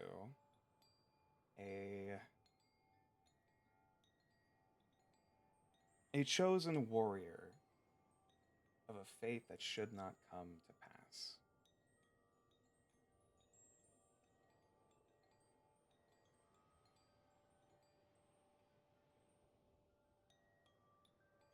Damn.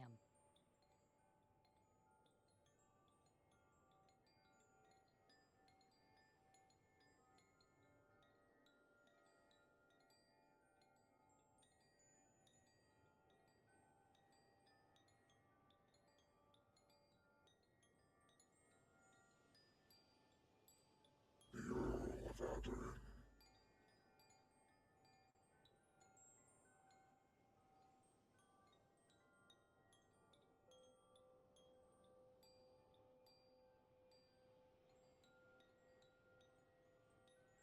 One more time. The Earl of Adrian. Earl. Okay, does that name mean anything to me?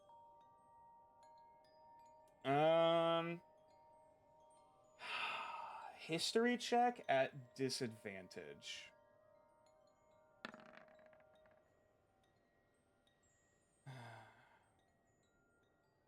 The only thought that you have of this is that Adrian was somewhere beyond the forest. Somewhere from beyond even that Fey forest that you are oh so familiar with. An outsider. Here to claim power for herself.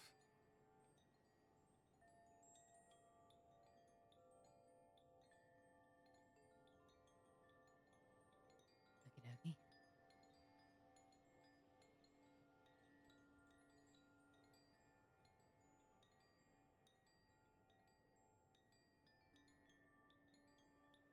She will succumb to the crone's hunger in time. Her ambition is too great. Until that day, however, she will do everything to watch all burn, so that she may rise over its ashes.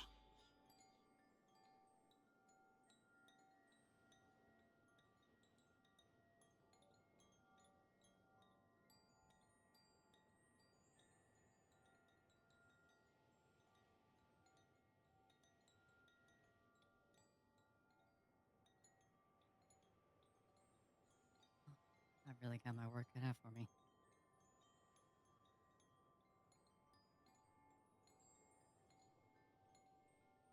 You are young. The fate of this world is not your own. Not yet. First is the door.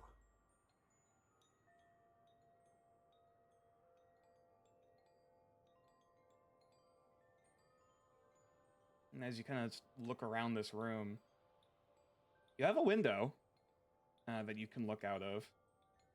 There's no door to leave.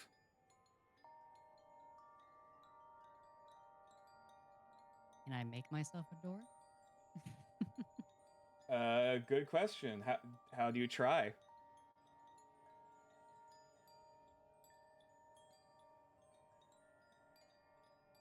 Well, kind of built this room for myself with this bone hammer. All right. Do you just try to take a swing at the wall? I think I would, like, at least, get like a ruler and like a protractor and like, Okay. stencil out the outline of a door, and then let's take a crack at it. Power word yeet. No. All right. Roll.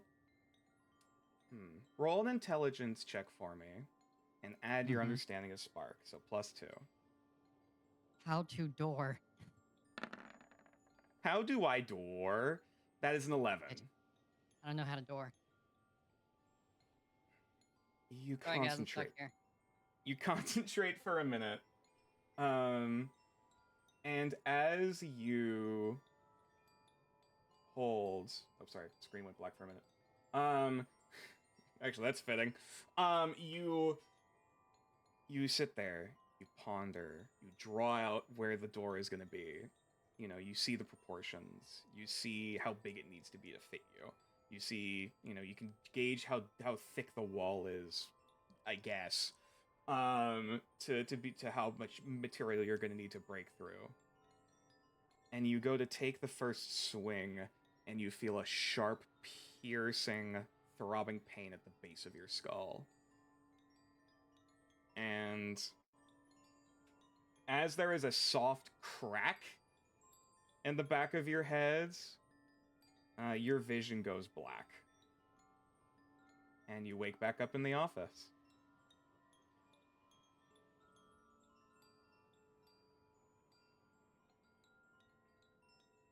Yep. Fully passed out, face down on the desk. Probably drooling a little bit.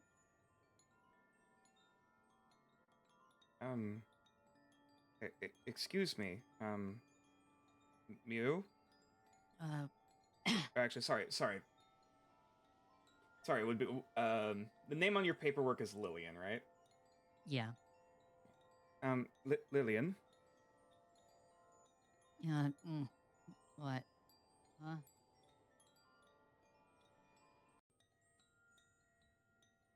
What's up?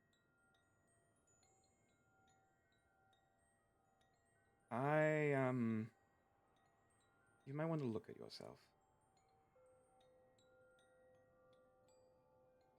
Is there a mirror or something nearby? There's like a glass, like wardrobe. Like a wardrobe with like a glass door, like, shelving. Like the front doors of glass. Alright. You look out, you look towards the reflection, and you see a corpse.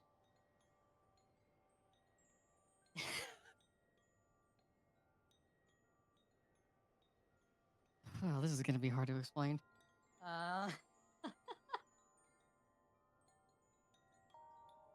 You see a corpse with tattoos on its arms. Almost like mummified. Like, look at, the skin looks partially. And of course you see, almost gazing into infinity, those twin mirrors that are in your eye sockets. Alright, cool. So, something made me drop my transformation? Presumably. Great. Can I shift back real quick? I mean, Yeah, it does. You just quickly kind of ponder for a minute. There is this like heat kind of like simmering going down your body, and almost like there's no good way to describe it. Almost like peeling out of your old skin. You just kind of step forwards, and as that old visage kind of like dissipates and burns away to smoke, the form that we know as Mew, shifts back.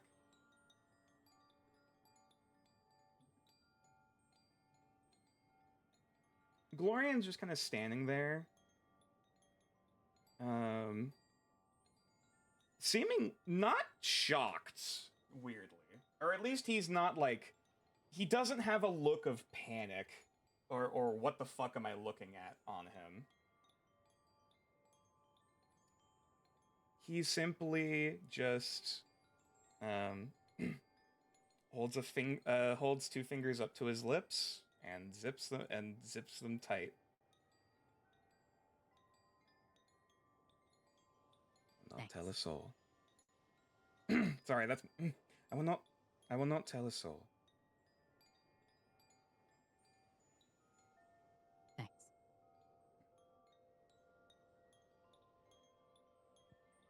Hope you slept well.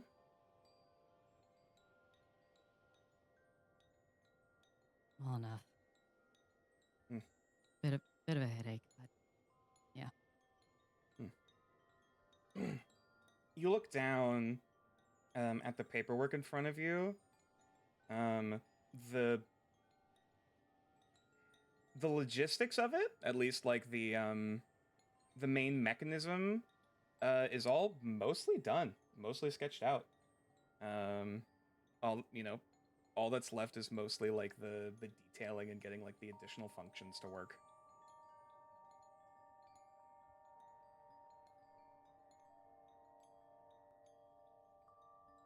All right, well, I'll gather all that up and excuse myself. We can talk over tea sometime.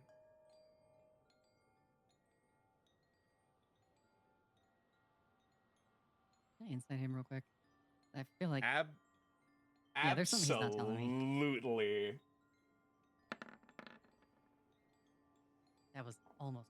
That was almost two crits. Oh my god. Oh, damn. Oh. So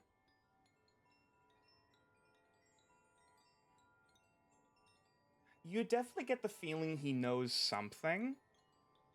Like, he's not surprised by all of this. And before, where there was that feigned fake smile, he does have a genuine one on his face now. Like, the facades kind of come down a bit. Of the stone walls kind of dropped a bit. Okay. That's as much as you can at least glimpse, but like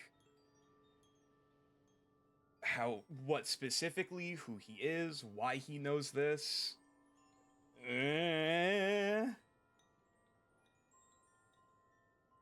Well, I'm not getting bad vibes from him, so I'll just stare at him for a second and just tilt my head. Yeah, that sounds good. Yeah. I think you have an escort of yours waiting for you. Oh, yeah, that's right. I gotta catch up with them. Breakfast should be available in the dining hall first, though.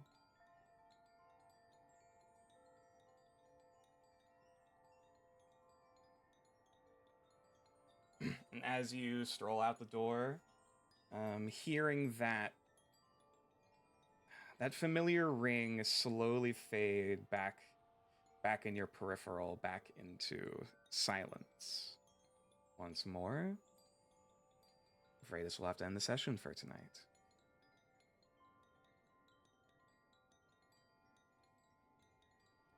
You know, the graveliness in my throat was really helping for that last part. Holy shit.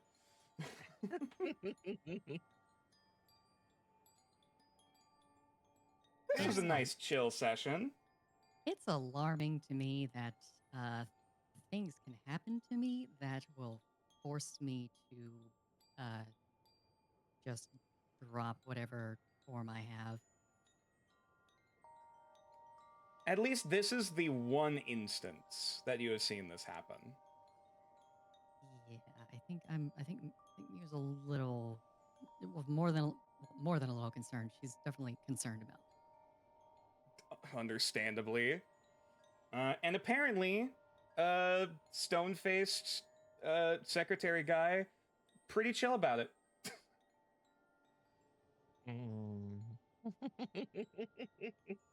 I think I might know why, but I'm not. I'm just gonna leave it there. Mm-hmm. All right. Understandably. All right.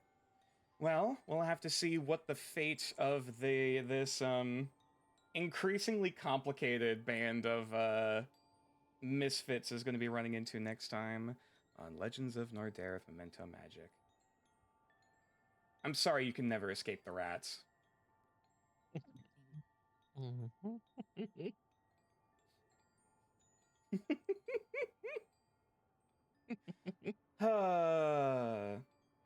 But in the meantime, let's get something a little nicer in the background. Yeah, well, actually, no, we'll grab the Windsvept in. There we go.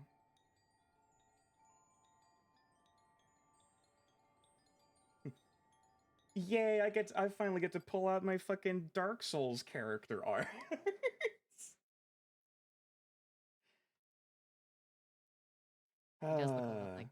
He does look a lot like Gwyn from Dark Souls 1.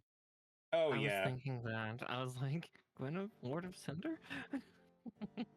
So, I'm not gonna get into the whole thing of it. I'm not gonna spoil where those art pieces are from, like what the context for those are.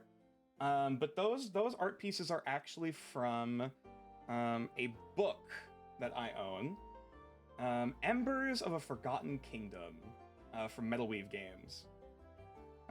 They are, I think there is also a 5e stat book that's sold separately. I basically have the lore and art book that I managed to snag. The art is fucking gorgeous, as you can clearly tell.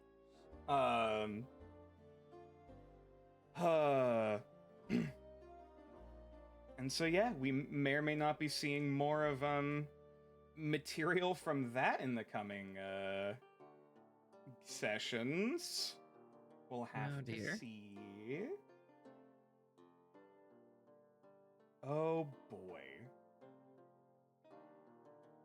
But in the meantime, brain. God, my throat's feeling it. All right. Oh shit, code already dropped out. More than valid. Hey, Talon. Hey. Where can they find you? You can find me here on Twitch at Miss Talon, where I do collaboration stuffs mostly. Maybe something else someday. But, busy life. Fair. I think we're still on for, what was it, Thursday? Yeah, that's what it's looking like for our next one. Mm-hmm. Heck yeah! Possibly playing some more Terraria on Thursday, which will be very, very fun. Might actually finally beat the last boss, maybe, potentially. Fingers crossed. Not sure yet. We'll see. We'll see, yeah. Well, we're aiming for that, but we'll see. Speaking of, hey Mara. Mm-hmm. What's your schedule looking like for this week? A little bit of the same. Might be finishing Tales of Arise on Wednesday. Maybe. Again, I'm not guaranteeing, but it feels like we're getting pretty close to the end of the Beyond the Dawn DLC. I think tomorrow, most of my community has voted for God Gundam, so, or Burning Gundam if you watch the old G Gundam English translation, because censorship, for reasons. So we'll getting that build. Sorry, I just checked back in V's Discord to look at what I was getting notified for, and Ina showing a picture of a fucking Subway sandwich and calling it a hot dog. Chaos. This is fine. This is fine. Speaking of chaos in Discord, hey V. Me. Meh. What's your docket looking like for this coming week? I'm gonna be continuing with Baldur's Gate, at least a couple of days.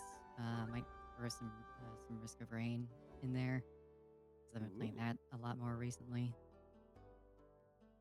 And I don't know, whatever else I feel like. Oh shit, actually,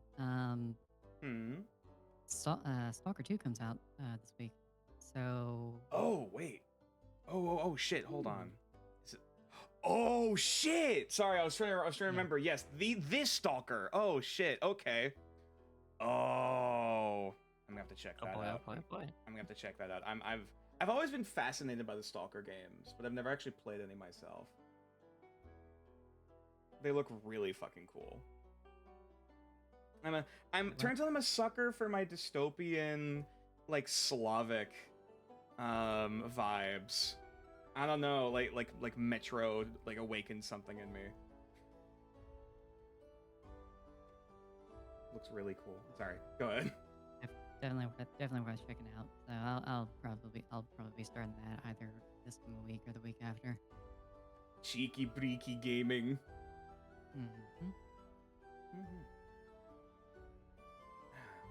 And you can find me here, I guess, at twitch.tv/natureclaws. What the fuck else is there? I don't know what the hell I'm doing this week. Probably gonna play some more Black and White 1. Trying to make sure we don't get fucking murdered by constant raining of fireballs. I think we're at the home stretch now. I'm not sure. We're either like at like the second to last island or the last island. I'm not sure. Eventually we're here to kill chaos. No. Fun times. Of course, gonna be playing some more Terraria with Talon and Mara. And actually probably just gonna do some more Hades on Saturday. I've been enjoying getting back into it and finally tying that bow on the game to like get to like the ending. And then hopefully, fingers crossed, I might be able to grab Hades 2 on sale at some point. I don't know, we'll see. I'm looking forward to game. From what I've seen of you playing it, V, it looks really good. It looks really fucking good. Everyone's hot. We can't escape it. Yeah. But yes. Alright. Until then, I believe that is it. I am done. I would like to wish everyone a wonderful morning, afternoon, evening, whatever time zone you're currently in. Wonderful rest of your week. Stay positive, stay curious, stay in drugs, don't do school, eat your teeth. And what's that ringing sound? It's definitely not tinnitus. Or tetanus. Which one is it again?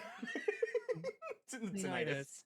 Yeah, tetanus is blood poisoning. Don't you hate it when your tetanus gets so bad you get tinnitus?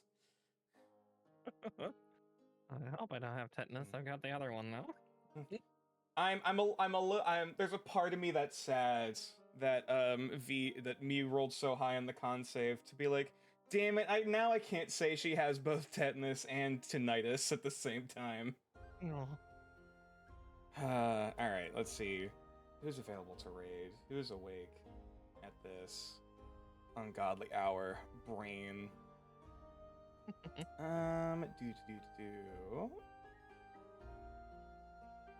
Ooh, Brimstone Angels currently playing some team fight tactics.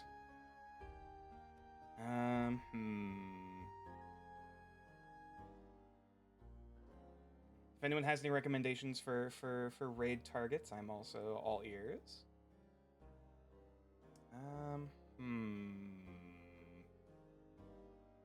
You know, this is up to you.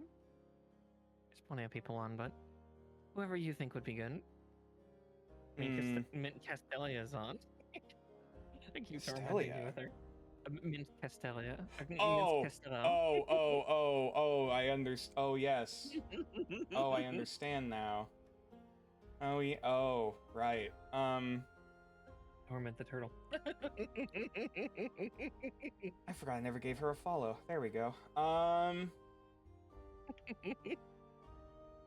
That is a candidate that we could go for.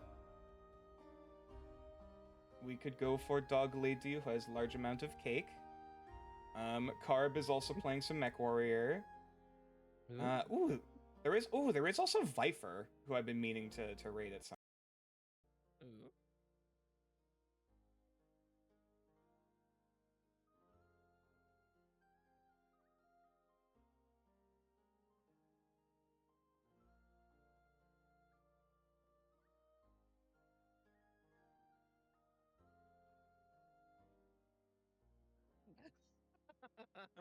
I was wondering why it suddenly got quiet.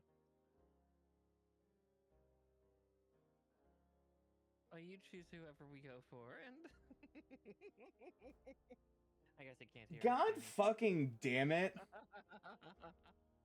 was wondering what that tick sound I heard. I heard the tiniest little tick, and then you suddenly went quiet. Alright, I can barely hear you guys through my speaker. Okay, let's... You know what? Alright, let's... Before I get up in arms and flustered about it, let's just go raid Mint Castella. Sure, fuck it. Or Mint the Turtle time. It's the circle of scuff, and it rules us all. Oh dear. Alright, what the hell is our raid message gonna be? Circle of scuff. Yeah, you know, actually circle of scuff sounds. Yeah. Circle of scuff.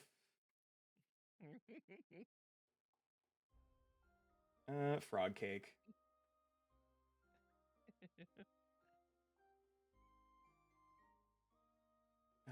Alright, I'll plug in my headset with a fucking audio cable.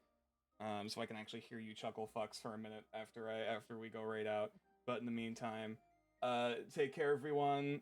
Go show Mint some wonderful love and support. So show all these VTubers here love and brain. See you guys later.